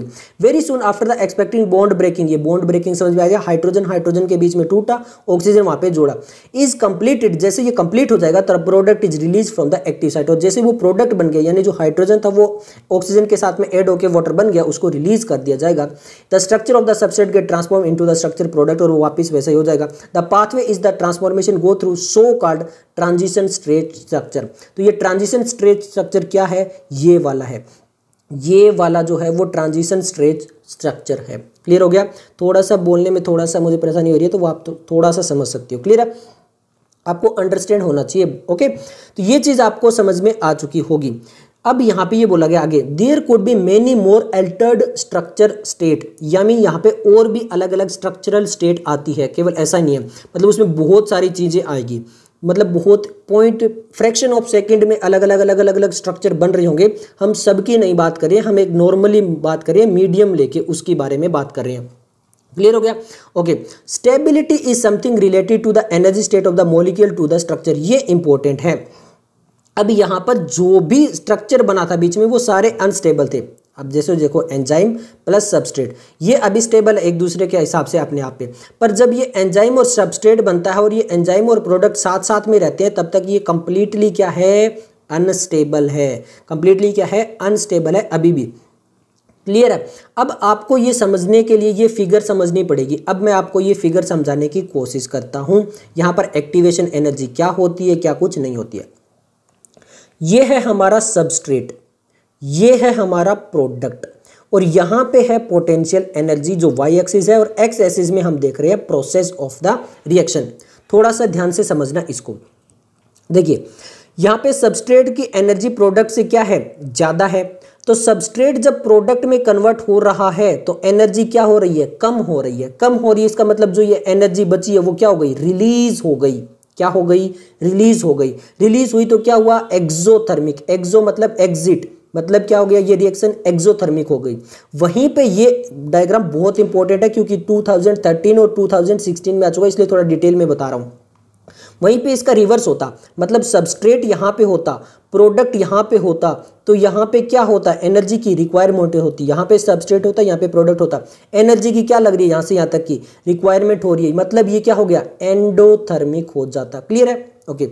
ये तो आपको एक्सोथर्मिक एंडोथर्मिक ये समझ में आ गया। अब दो चीजें दी हुई है, ये ट्रांजिशन स्टेट समझ रहे हो। ट्रांजिशन स्टेट मतलब यहाँ पे एंजाइम और सबस्ट्रेट जो है उनके बीच का जो बॉन्डिंग और ये सबस्ट्रेट प्रोडक्ट में कन्वर्ट हो रहा है अभी, तो वो जो बॉन्ड ब्रेक फॉर्मेशन वाला प्रोसेस चल रहा है वो ट्रांजिशन स्टेट है। क्लियर हो गया, ये चीज क्लियर हो गई, ओके। अब यहाँ पे दो चीज दी गई है, विदाउट एंजाइम, जब विदाउट एंजाइम है तो एक्टिवेशन एनर्जी लग रही है, बट उससे पहले देखिए एक्टिवेशन एनर्जी विद एंजाइम। ये समझिए एक्टिवेशन एनर्जी क्या होती है, चाहे ये एक्सोथर्मिक प्रोसेस होता, चाहे ये एंडोथर्मिक प्रोसेस होता, कोई भी हो, जब सबस्ट्रेट को प्रोडक्ट में कन्वर्ट होना है तो उस सबस्ट्रेट को और ज़्यादा एनर्जी की एक बार रिक्वायरमेंट होती है, बाद में वो रिलीज करता है। क्लियर हो गया, ध्यान से देखो। ये वैसे तो एक्सोथर्मिक है, मतलब सबस्ट्रेट और प्रोडक्ट जो है उसमें एनर्जी रिलीज हो रही है, क्लियर है। लेकिन अब यहाँ पे सबस्ट्रेट से पहले पहले एक बार और एनर्जी अप गई है। अब ये एंडोथर्मिक होता, एक्सोथर्मिक होता, कुछ भी होता, तो वहाँ पे सबस्ट्रेट से पहले जो एनर्जी की रिक्वायरमेंट हो रही है उसको क्या बनाने में, प्रोडक्ट बनाने में, जो सबस्ट्रेट को प्रोडक्ट बनाने के लिए जो एनर्जी की रिक्वायरमेंट हो रही है उसको कहते हैं एक्टिवेशन एनर्जी। क्लियर हो गया। अब ये जो एक्टिवेशन एनर्जी है विदाउट एंजाइम की अगर बात करें, अगर एंजाइम ना हो तो ये देखो बहुत ज़्यादा है। कितनी है? बहुत ज़्यादा, मतलब जितनी रिलीज करेगा उतनी ही कंज्यूम करेगा, तो कुछ नेट प्रोडक्ट जीरो आने वाला है। क्लियर है। बट अगर वहीं पे एंजाइम आ जाता है तो एंजाइम में ये एनर्जी जो बहुत ही कम रिक्वायरमेंट हो रही है, बहुत ही कम रिक्वायरमेंट हो रही है। मतलब इतनी एनर्जी में तो ये 3 बार प्रोसेस कर देगा, एक बार और फिर एक बार और, मतलब 3 प्रोडक्ट बना देगा ये इतने टाइम पे। इतनी एनर्जी इसको एक बार में लग रही है, बट एंजाइम आते ही ये एनर्जी कम हो गई। इसीलिए कम हो गई तो उसी सेम एनर्जी से 3 प्रोडक्ट बना डालेगा और इतना ज़्यादा ये प्रोसेस फास्ट हो जाएगा। क्लियर हो गया। डायग्राम क्लियर हो गया होगा आपको। एक्सोथर्मिक क्यों है, एंडोथर्मिक कैसी होती है डायग्राम में, वो भी आपको समझ में आ गया। यहाँ पे लिखा है the Y axis represent the potential energy, X axis represent the progression. ये क्लियर हो गया, डायग्राम बता रहा हूँ। यहाँ पे ट्रांजिशन स्टेट आपको क्लियर होगी। यू भी notice the the energy difference between the S and P if the P is lower. अगर पी लोअर है एस से, the reaction is exothermic. Clear हो गया। तो यहाँ पर एस जो पी जो था वो लोअर था एस से, तो एक्सोथर्मिक, ऊपर होता तो endothermic. One need to supply energy by heating in the order to produce. One need मतलब यहाँ पे एनर्जी हमें रिक्वायरमेंट नहीं है देने की, यहाँ पे एनर्जी रिक्वायरमेंट नहीं है क्योंकि एनर्जी रिलीज होगी। However whether it is an exothermic spontaneous reaction, endothermic energy requirement reaction, ये चाहे कुछ भी हो, चाहे वो एक्सोथर्मिक हो चाहे एंडोथर्मिक हो, यहाँ पे बताने की कोशिश कर रहा है एक्टिवेशन एनर्जी को। The S has to go through a much higher energy state और ट्रांजिशन स्टेट। बट जब वो ट्रांजिशन स्टेट में होता है तो उसको एक बार हायर एनर्जी स्टेट पर जाना पड़ता है, और जो ट्रांजिशन स्टेट होती है वो हमेशा हायर एनर्जी स्टेट होती है सबस्ट्रेट और प्रोडक्ट से। The difference in average energy content of S from the transition state is called the activation energy. अब ये एक्टिवेशन एनर्जी आपको समझ में आ चुकी होगी, ये चीजें यहाँ पे बताने की कोशिश की है। अब nature of the enzyme action देख लेते हैं वापिस। यही है, एंजाइम सबस्ट्रेट बाइंडिंग होगा मॉलिक्यूल के साथ में, और क्या होगा, रिलेटिवली एंजाइम सबस्ट्रेट कॉम्प्लेक्स बनेगा, प्रोड्यूस होगा और फिर बन जाएगा प्रोडक्ट। ये जो एंजाइम कॉम्प्लेक्स होता है ये शॉर्ट लिव्ड होता है और डिसोसिएट हो जाता है प्रोडक्ट के अंदर। यही यहाँ पे कॉम्प्लेक्स बताने की प्रोसेस की गई है। ठीक है, ओके। अब हम बात करते हैं कि इनके कैसे कैसे ये प्रोसेस होता है। The catalytic cycle of enzyme is described as follow. पहला स्टेप, दूसरा स्टेप, तीसरा स्टेप और चौथा स्टेप। पहला, the substrate bind with the active site of the enzyme. ये तो हमने बात की थी, E प्लस एस होता है, वो सबसे पहले बाइंड करता है। Fitting into the active site, ये जो होता है ये इसकी एक्टिव साइट में फिट हो जाता है। The binding to the substrate induce the enzyme to alter its shape, fitting more tightly, और फिर उसके साथ में ये पूरा टाइट हो जाता है। कौन? एंजाइम के साथ में सबस्ट्रेट जो उसकी एक्टिव साइट है वहां पर। The active site of the enzyme now its close proximity of the substrate break into the chemical bond substrate in the new enzyme product complex formed. और फिर जो सबस्ट्रेट है वो दे देता है प्रोडक्ट, तो ES वाला जो स्टेप है वो आ जाता है। फिर उसके बाद में क्या होता है, the enzyme release the product, वो रिलीज कर देता है। Free enzyme is ready to bind to the other molecule, जो फिर जो एंजाइम है वो फ्री हो जाता है, फिर नया सबस्ट्रेट के साथ में बाइंड करने के लिए तैयार है और एक नई साइकिल बनाने के लिए भी तैयार है। कंप्लीट है, ये चीज समझ में आ गई होगी आपको। नेक्स्ट हम बात करने वाले फैक्टर अफेक्टिंग एंजाइम एक्टिविटी, यानी वो कौन से फैक्टर हैं जो एंजाइम की एक्टिविटी को अफेक्ट कर सकते हैं। यहां तक तो ये हमें पता है कि जो प्रोटीन जिससे एंजाइम बनता है वो टर्सरी स्ट्रक्चर होता है, बट वो कौन कौन से फैक्टर हैं। These include temperature, pH, change in the substrate concentration और binding of specific chemical that regulate its activity. यानी टेम्परेचर हो सकता है, pH हो सकता है, सबस्ट्रेट की कंसंट्रेशन हो सकती है, और कुछ स्पेसिफिक केमिकल हो सकते हैं जो इसकी एक्टिविटी को अफेक्ट कर सकते हैं। सबसे पहले टेम्परेचर और pH देखते हैं। देखिए, एंजाइम जनरली फंक्शन है narrow range of temperature and pH, यानी एक नैरो रेंज चलती है जहां पर जिस टेम्परेचर और जिस pH पर एंजाइम आपका फंक्शन करता है। Each enzyme show its highest activity at a particular temperature and pH। एक पर्टिकुलर टेम्परेचर और pH होगा, वो वहां पर हाईएस्ट एक्टिविटी शो करेगा, उसको बोलते हैं ऑप्टिमम टेम्परेचर या फिर ऑप्टिमम pH। क्लियर है। अब उस ऑप्टिमम टेम्परेचर और ऑप्टिमम pH से ज्यादा इधर या उधर होंगे, हम थोड़ा सा भी अबव साइड में जाएंगे या बिलो साइड में जाएंगे, तो वहां पर एक्टिविटी जो है वो डिक्लाइन हो जाएगी, both above and below optimum value. Low temperature, अब ये इंपॉर्टेंट लाइन है बहुत ज्यादा। Low temperature preserve the enzyme in A temporary inactive state, यानी अगर लो टेम्परेचर है तो एंजाइम जो है वो इनएक्टिव स्टेट पे चले जाता है टेम्पररली। बट अगर हायर टेम्परेचर कर दिया तो वहाँ पर एंजाइम जो वो डिस्ट्रॉय हो जाएगा, इसकी एक्टिविटी पूरी तरह से, क्योंकि प्रोटीन जो है वो डीनेचुरेट हो जाएगी हीट की वजह से। अब देखो पीएच में ये ऑप्टिमम है, यहाँ पे सबसे हाईएस्ट फंक्शन परफॉर्म करा है, एंजाइम एक्टिविटी दिखाई गई है। थोड़ा सा इधर होते हैं, ये इधर होते हैं, कम होते हैं। ये टेम्परेचर, ये ऑप्टिमम है, इधर होगा या इधर होंगे एक्टिविटी कम हो जाएगी। क्लियर है। कंसंट्रेशन की बात करेंगे, अब हम कंसंट्रेशन की बात करते हैं, फिर डायग्राम पे आते हैं। कंसंट्रेशन में मैं आपको बता देता हूँ सिंपल देखिए, मान लीजिए 100 मॉलिक्यूल ऑफ हाइड्रोजन लेते हैं, 100 मॉलिक्यूल ही हम जो वो ऑक्सीजन लेते हैं। क्लियर है। चलिए इससे भी कम कर देते हैं, हम ले लेते हैं 100 मॉलिक्यूल ऑफ हाइड्रोजन और 50 मॉलिक्यूल ऑफ ऑक्सीजन। क्यों? क्योंकि H2O बनेगा। क्लियर है। अब इनमें मान लेते हैं 20 एंजाइम लग रहे हैं। कितने एंजाइम लग रहे हैं? 20 एंजाइम लग रहे हैं जो यहाँ पर इस सब चीज़ों को बना रहे हैं। क्लियर है। अब हम कहते हैं कि नहीं, हम यहाँ पे जो सबस्ट्रेट है उसकी कंसंट्रेशन यहाँ पे ऐसे ले लेते हैं कि ये 1000 ले लिए और ये हमने 500 ले लिए ऑक्सीजन। तो क्या होगा इसकी वजह से? क्या होगा? सिंपल ये समझिए कि वहां पर एंजाइम कितने हैं? केवल 20 है, तो वो एक लिमिट पर पहुंच जाएंगे। उसके बाद में चाहे सबस्ट्रेट आप कितने ही ऐड कर दो, वो रिएक्शन उसी रेट पे चलेगी। तो उसको बोलते हैं मैक्सिमम वेलोसिटी। वेलोसिटी हमने बात की थी रेट ऑफ रिएक्शन की। रेट ऑफ रिएक्शन यानी चेंज ऑफ प्रोडक्ट अपॉन में चेंज ऑफ टाइम। वो रेट अगर वहां पे डायरेक्शन बता दिया तो वो वेलोसिटी हो जाती है, और कुछ नहीं है। यहाँ पे थोड़ा सा इसको थोड़ा सा कंफ्यूज करने के लिए अब ये देखो, with the increase in the substrate concentration the velocity of the enzymic reaction rises at first. तो पहले तो वो, क्योंकि एंजाइम अगर कुछ खाली पड़ी है तो वो बढ़ेगी, रिएक्शन बढ़ेगी। The reaction ultimately reach a maximum velocity which is not exceed by any further rise in concentration of the substrate. This is because the enzyme molecule are fewer than the substrate molecule, and after a saturation of these molecule there is no free enzyme molecule to bind with the additional substrate. क्योंकि enzyme एक limit में, और वो enzyme जो वो एक saturation के बाद चले जाएंगे, वहाँ पे कोई फ्री एंजाइम मिलेगा ही नहीं जो कि सबस्ट्रेट को जो और यूज़ कर पाए। तो वो होता है वी मैक्सिमम, यानी मैक्सिमम वेलोसिटी पे पहुंच चुका है। अब ये आपको डायग्राम समझ में आ जाएगा। ये सबस्ट्रेट चल रहा है, ये Km है, ये V मैक्स बाय 2 होता है, वहाँ पर एक वैल्यू देते हैं Km। क्लियर है। और यहाँ पर देखोगे वेलोसिटी ऑफ कंसंट्रेशन यहाँ पे मैक्सिमम पहुँच चुकी है, यानी अब यहाँ पर जाने के बाद अब कितना भी सबस्ट्रेट ऐड कर दो, ये रिएक्शन इसी रेट पे चलेगी। क्लियर है। ये डायग्राम है। अब हम जो थर्ड पॉइंट था कि सबस्ट्रेट में हम स्पेसिफिक केमिकल जो होते हैं वो क्या करते हैं। देखिए, the activity of enzyme is also sensitive, क्योंकि प्रोटीन है और प्रोटीन में मान लीजिए ये हमारी एक्टिव साइट है, ये क्या है? हमारी एक्टिव साइट है। क्लियर है। तो यहाँ पर देखिए, of a chemical bind to the enzyme, कोई और केमिकल आ गया, when the binding of the chemical shut off the enzyme. मान लो कोई और केमिकल आता है, वो इस एंजाइम को जो है वो शट ऑफ कर देता है, बंद कर देता है। इसका मतलब क्या है? The process is inhibition, inhibit हो गया है, बंद हो गया है। The chemical is called inhibitor, और उस केमिकल को क्या बोलेंगे? इनहिबिटर। क्यों? क्योंकि उसने आगे उस एक्टिव साइट को बंद कर दिया गया है, तो वो केमिकल क्या कहलाएगा? इनहिबिटर कहलाएगा। तो अब इससे रिलेटेड ये जो नेक्स्ट पैराग्राफ है जहां पे कम्पिटिटिव इनहिबिटर लिखा है, यहां से 2015 और नीट 2020 में क्वेश्चन आ चुका है। अब समझिए, कम्पिटिटिव मतलब कम्पीट करेगा। वो इनहिबिटर कौन सा है? मतलब वो केमिकल जो इनहिबिट कर देगा। ओके, वो किसके साथ कंपीट करेगा? सबस्ट्रेट के साथ में, क्योंकि सबस्ट्रेट तो प्रोडक्ट बनाना चाहता है, बट वो जो दूसरा केमिकल आया है वो उसको बनाने नहीं दे रहा है, और उसका स्ट्रक्चर बिल्कुल सेम है उसी तरह से, और वो जाके एक्टिव साइट के साथ बाइंड कर जाएगा। देखिए, when the inhibitor closely resemble the substrate in A molecular structure, मतलब जैसा स्ट्रक्चर है, जैसा सबस्ट्रेट का स्ट्रक्चर है, उसी टाइप का स्ट्रक्चर सेम जो है वो इनहिबिटर का है, जो इनहिबिट कर सकता है एक्टिविटी ऑफ द एंजाइम। उसका भी जो मॉलिक्यूल का स्ट्रक्चर है वो भी सेम सबस्ट्रेट की तरह है, तो उसको क्या बोलेंगे? कम्पिटिटिव इनहिबिटर बोलेंगे। क्लियर हो गया। Due to its close structural similarity with the substrate, the inhibitor compete with the substrate for its substrate binding site of the enzyme.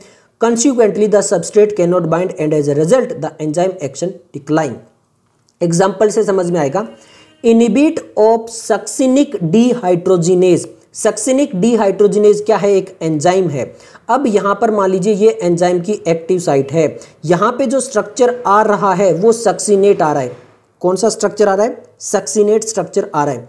But जैसा सक्सिनेट का स्ट्रक्चर है वैसा सेम ही मालोनेट का है। किसका है? मालोनेट का। अगर यहाँ पे मालोनेट आ गया, कौन आ गया? मालोनेट आ गया। तो क्या यहाँ पे सक्सिनेट आ पाएगा? क्योंकि जगह एक के लिए और उस एक जगह पे मालोनेट आ चुका है, तो सक्सिनेट नहीं आ पाएगा। और स्ट्रक्चर दोनों का सेम है, तो एंजाइम को लगेगा कि हाँ यही आया होगा, क्योंकि स्ट्रक्चर तो सेम है। बट नहीं, इस बार मालोनेट आ गया और सक्सिनेट के लिए जगह नहीं है, तो सक्सिनिक डिहाइड्रोजनेज तो वो जो है वो तो बीजी हो जाएगा, बट वहाँ पे वो फंक्शन जो है, जो वो रिएक्शन होनी चाहिए वो नहीं हो पाएगी। ये एक एग्जाम्पल दिया है। Inhibition of succinic dehydrogen by malonate which closely resemble the structure of the succinate structure. Such competitive inhibitors are often used in the control of bacterial pathogen. जो बैक्टीरियल पैथोजन होते हैं वहां पे कम्पिटिटिव इनहिबिटर बहुत ज्यादा use किया जाता है। क्लियर है? अब हम देखते हैं classification nomenclature of enzymes.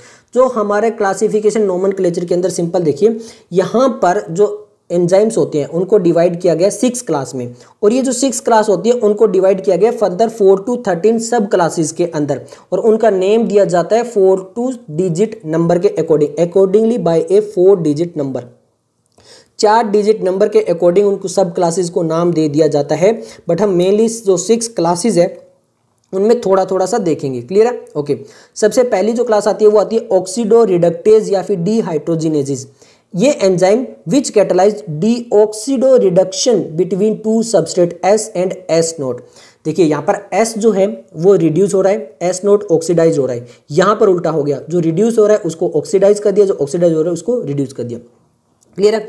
Next आता है ट्रांसफरेज। ट्रांसफरेज क्या कहता है? Enzymes catalysing A transfer of A group.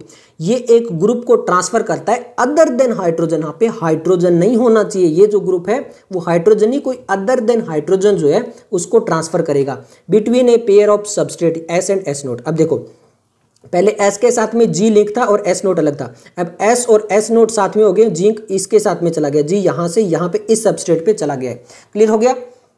तो ये क्या कहलाता है? ट्रांसफरेज कहलाता है। हाइड्रोलाइसिस क्या होता है? Enzyme catalysing hydrolysis of ester, ether, peptide, glycosidic, carbon carbon, carbon halide या फिर PN बॉन्ड। ये क्या कहलाता है? हाइड्रोलाइसिस। फिर लाइसिस क्या कहलाता है? लाइसिस कहलाता है enzyme that catalyse removal of group from substrate by mechanism other than hydrolysis leaving double bond. जहां पे डबल बॉन्ड बना के छोड़ देता है और वहां से भी सबस्ट्रेट को रिमूव करता है, बट हाइड्रोलाइसिस मैकेनिज्म नहीं, कोई और मैकेनिज्म के द्वारा। फॉर एग्जाम्पल दिया है, जैसे कार्बन कार्बन के साथ में X और Y है, X और Y को अलग ले आया और कार्बन कार्बन क्या बन गया? डबल बॉन्ड बन गया, तो ये लाइसिस में आ गया एंजाइम। क्लियर है? इसके अलावा अब 2 रहते हैं, आइसोमरेजिस। आइसोमरेज आप समझते हो, केमिस्ट्री में बहुत अच्छे डिटेल में ही पढ़ते हो। Include all enzyme catalysing inter conversion of optical, geometrical और पोजिशनल आइसोमर। लाइगेजेस, लाइगेजेस का मतलब क्या होता है? जोड़ना। Enzyme catalysing the linking together of 2 compound, 2 compound को लिंक कर देना। Example which catalyse joining of carbon oxygen, carbon sulphur, carbon nitrogen, phosphorus oxygen, इस टाइप से जो बॉन्ड बना देना वो कहलाता है लाइगेजेस। क्लियर हो गया? लास्ट टॉपिक हमारा कोफैक्टर्स। अब कोफैक्टर्स क्या होते हैं उससे पहले मैं आपको चीज बता देता हूं। यहां से 2017 और 2019 में क्वेश्चन आ चुका है। जो एंजाइम होता है उसको कॉम्प्लेक्स एंजाइम या फिर हम होलो एंजाइम भी बोलते हैं। क्या बोलते हैं? Holo enzyme. ये क्लियर हो गया? अब ये 2 पार्ट से बनता है, एक बनता है ये प्रोटीन पार्ट से और एक बनता है ये नॉन प्रोटीन पार्ट से। क्लियर हो गया? एक बनता है प्रोटीन पार्ट से और एक होता है नॉन प्रोटीन। वैसे तो हमने बोला था कि एंजाइम जो होता है वो प्रोटीन से बनता है। प्रोटीन इसमें सबसे मेजर होता है। जो प्रोटीन वाला पार्ट होता है उसको हम बोलते हैं एपो एंजाइम। उसको क्या बोलते हैं? Apo enzyme. और जो नॉन प्रोटीन पार्ट होता है उसको बोलते हैं कोफैक्टर। यानी आपका एपो एंजाइम प्लस कोफैक्टर मिलके बनाता है होलो एंजाइम, जिसको कॉम्प्लेक्स एंजाइम या फिर कंप्लीट एंजाइम भी बोला जाता है। एपो एंजाइम होता है आपका प्रोटीन पार्ट और कोफैक्टर होता है आपका नॉन प्रोटीन पार्ट। ये चीजें आपको समझ में आ चुकी होगी।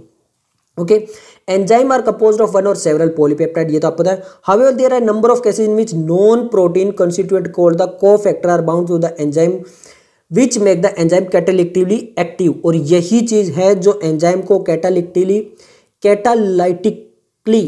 एक्टिव करनाती है। In this instance the protein portion of the enzyme is called the apo enzyme. तो मैंने आपको बताया था एपो एंजाइम कहलाता है प्रोटीन पार्ट और नॉन प्रोटीन पार्ट कहलाता है आपका कोफैक्टर। और ये दोनों मिलकर क्या बनाते हैं? होलो एंजाइम या फिर कॉम्प्लेक्स एंजाइम या फिर एंजाइम कंप्लीट एंजाइम। क्लियर हो गया? ओके। अब ये जो कोफैक्टर है ये फर्दर डिवाइड होता है 3 पार्ट्स में। किस किस में? पहला होता है प्रोस्थेटिक ग्रुप, सेकंड होता है को एंजाइम एंड थर्ड होता है मेटल आयन। क्लियर हो गया? फर्स्ट हो गया प्रोस्थेटिक ग्रुप, सेकंड हो गया को एंजाइम एंड थर्ड हो गया मेटल आयन। ये कोफैक्टर डिवाइड होता है जो एक नॉन प्रोटीन पार्ट होता है एंजाइम के अंदर, बट बहुत इंपॉर्टेंट है। इसकी वजह से ही कैटालिटिकली एक्टिव हो पाता है एंजाइम, अगर ये नहीं होगा तो नहीं होगा। अब एक एक करके पढ़ेंगे, पहला prosthetic, then coenzyme, then third metal ion. पहले प्रोस्थेटिक ग्रुप देखते हैं। Prosthetic group are organic compound, यानी प्रोस्थेटिक जो होते हैं वो ऑर्गेनिक कंपाउंड होते हैं। को एंजाइम भी ऑर्गेनिक कंपाउंड होते हैं, कोई डिफरेंस वाली बात नहीं है, बट एक डिफरेंस आता है, and are distinguish from other cofactor in that they are tightly bound to the apoenzyme. यानी जो प्रोटीन वाला पार्ट है जिसको एपो एंजाइम बोला गया है, उससे आपका प्रोस्थेटिक ग्रुप टाइटली बाउंड होता है। ओके, बट ये जो को एंजाइम होता है वो केवल ट्रांजिएंट बाउंड होता है, इतना ज्यादा बाउंड नहीं होता है। तो सबसे टाइटली बाउंड प्रोस्थेटिक ग्रुप होता है। अब एक एग्जांपल दिया गया है प्रोस्थेटिक ग्रुप का। इन पेरोक्सीडेज एंड कैटालेज, जो पेरोक्सीडेज या फिर कैटालेज है, which catalyse the break down of hydrogen peroxide to water. जो हाइड्रोजन पेरोक्साइड होता है उसको वाटर और ऑक्सीजन में ब्रेक करने में इंपॉर्टेंट रोल प्ले करता है पेरोक्सीडेज। उसमें प्रोस्थेटिक ग्रुप जो होता है, अब यहाँ पे कौन सा कंपाउंड है? ऑर्गेनिक। तो यहाँ पे एक ग्रुप होता है हीम ग्रुप। कौन सा ग्रुप होता है? Haem group. कौन से एंजाइम है? इस एंजाइम के अंदर। तो वहां पर वो एक प्रोस्थेटिक ग्रुप होता है and it is a part of the active site of the enzyme. और ये जो एक्टिव साइट होती है, बार बार हम एक्टिव साइट पढ़ चुके हैं, उसके अंदर ये रहता है आपका प्रोस्थेटिक। क्योंकि देखिए इसके बिना जो कोफैक्टर है उसके बिना तो वो कैटालिटिकली एक्टिव रहेगा ही नहीं, तो यहाँ पे तो कोई सेंस ही नहीं बनता, तो वो बहुत इंपॉर्टेंट है। क्लियर हो गया? अब बात करते हैं को एंजाइम की। Coenzyme are also organic compound but are associated with the apoenzyme is only transient. ये भी आपको पता चल गया। Usually occur during the course of catalysis, और ये केवल और केवल कब मिलता है? कैटालिसिस के टाइम पे। फर्दर मोर को एंजाइम सर्व एज को factor in A number of different enzyme catalysed reaction. जो कैटालाइज्ड रिएक्शन होती है उसमें डिफरेंट डिफरेंट एंजाइम में ये मिल सकता है। एक इंपॉर्टेंट पॉइंट है, the essential chemical component of many को एंजाइम आर विटामिन्स। ये इंपॉर्टेंट है। जो को एंजाइम होते हैं उसमें एक एसेंशियल केमिकल जो कंपोनेंट होते हैं वो विटामिन्स होते हैं। वो क्या होते हैं? विटामिन्स होते हैं। मतलब को एंजाइम के अंदर भी विटामिन्स होते हैं जो बहुत इंपॉर्टेंट रोल प्ले करते हैं। और फिर ये को एंजाइम जो होता है ये लिंक करता है किसके साथ में? एपो एंजाइम के साथ में। क्लियर हो गया?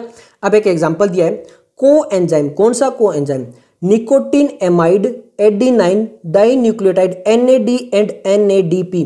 ये NAD की फुल फॉर्म यहाँ पे लिखी हुई है और ये हम रेस्पिरेशन इन प्लांट्स में पढ़ेंगे। NAD NADPH भर भर के आएंगे, तो अभी से इसकी फुल फॉर्म यहाँ पे देख लेना। कंटेन कौन सा विटामिन? Niacin vitamin. ये इसको बोलते हैं विटामिन B3।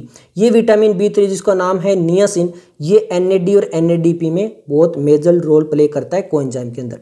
क्लियर हो गया? नेक्स्ट हम बात करते हैं मेटल आयन के बारे में, और यहीं से आपका 2019 में क्वेश्चन आ चुका। नेक्स्ट हम बात करते हैं मेटल आयन के बारे में। A number of enzyme require metal ions for the activity which form the coordination bond. अब यहां पर जो मेटल आयन है वो क्या करते हैं? वो बनाते हैं coordination bond with the side chain at the active site. Active site पर बनाते हैं साइड चेन के अंदर कोऑर्डिनेशन बॉन्ड। कौन? Metal ion. And at the same time for one or more coordination bond with the substrate. और उसी time पे वो जो सबस्ट्रेट आ रहा होता है उसके साथ में भी more than one coordination bond बना लेते हैं। एग्जाम्पल दिया है जिंक का। Zinc is a cofactor for the proteolytic enzyme carboxypeptidase. यानी कार्बोक्सीपेप्टाइडेज में मेटल आयन कोफैक्टर का रोल प्ले करता है। क्लियर हो गया? यहां से भी आपका क्वेश्चन बन सकता है, बहुत इंपॉर्टेंट है। अब लास्ट लाइन है catalytically activity is lost when the cofactor is removed. तो इसीलिए इंपॉर्टेंट है, अगर कोफैक्टर को रिमूव कर दिया, नॉन प्रोटीन पार्ट को रिमूव कर दिया, तो कैटालिटिक जो एक्टिविटी है वो भी लॉस हो जाएगी। Which testify that they play crucial role in the catalytic activity. Important था, ये सब कुछ क्लियर हो चुका है, समरी वगैरह हो चुका है, आप पढ़ सकते हो। और यहाँ पर ये हमारे क्वेश्चन वगैरह हैं। इसी के साथ ये चैप्टर कंप्लीट होता है। अगर आपको वीडियो पसंद आए तो लाइक कीजिए, दोस्तों के साथ शेयर कीजिए। मिलते हैं जल्दी नेक्स्ट वीडियो के साथ, तब तक के लिए धन्यवाद।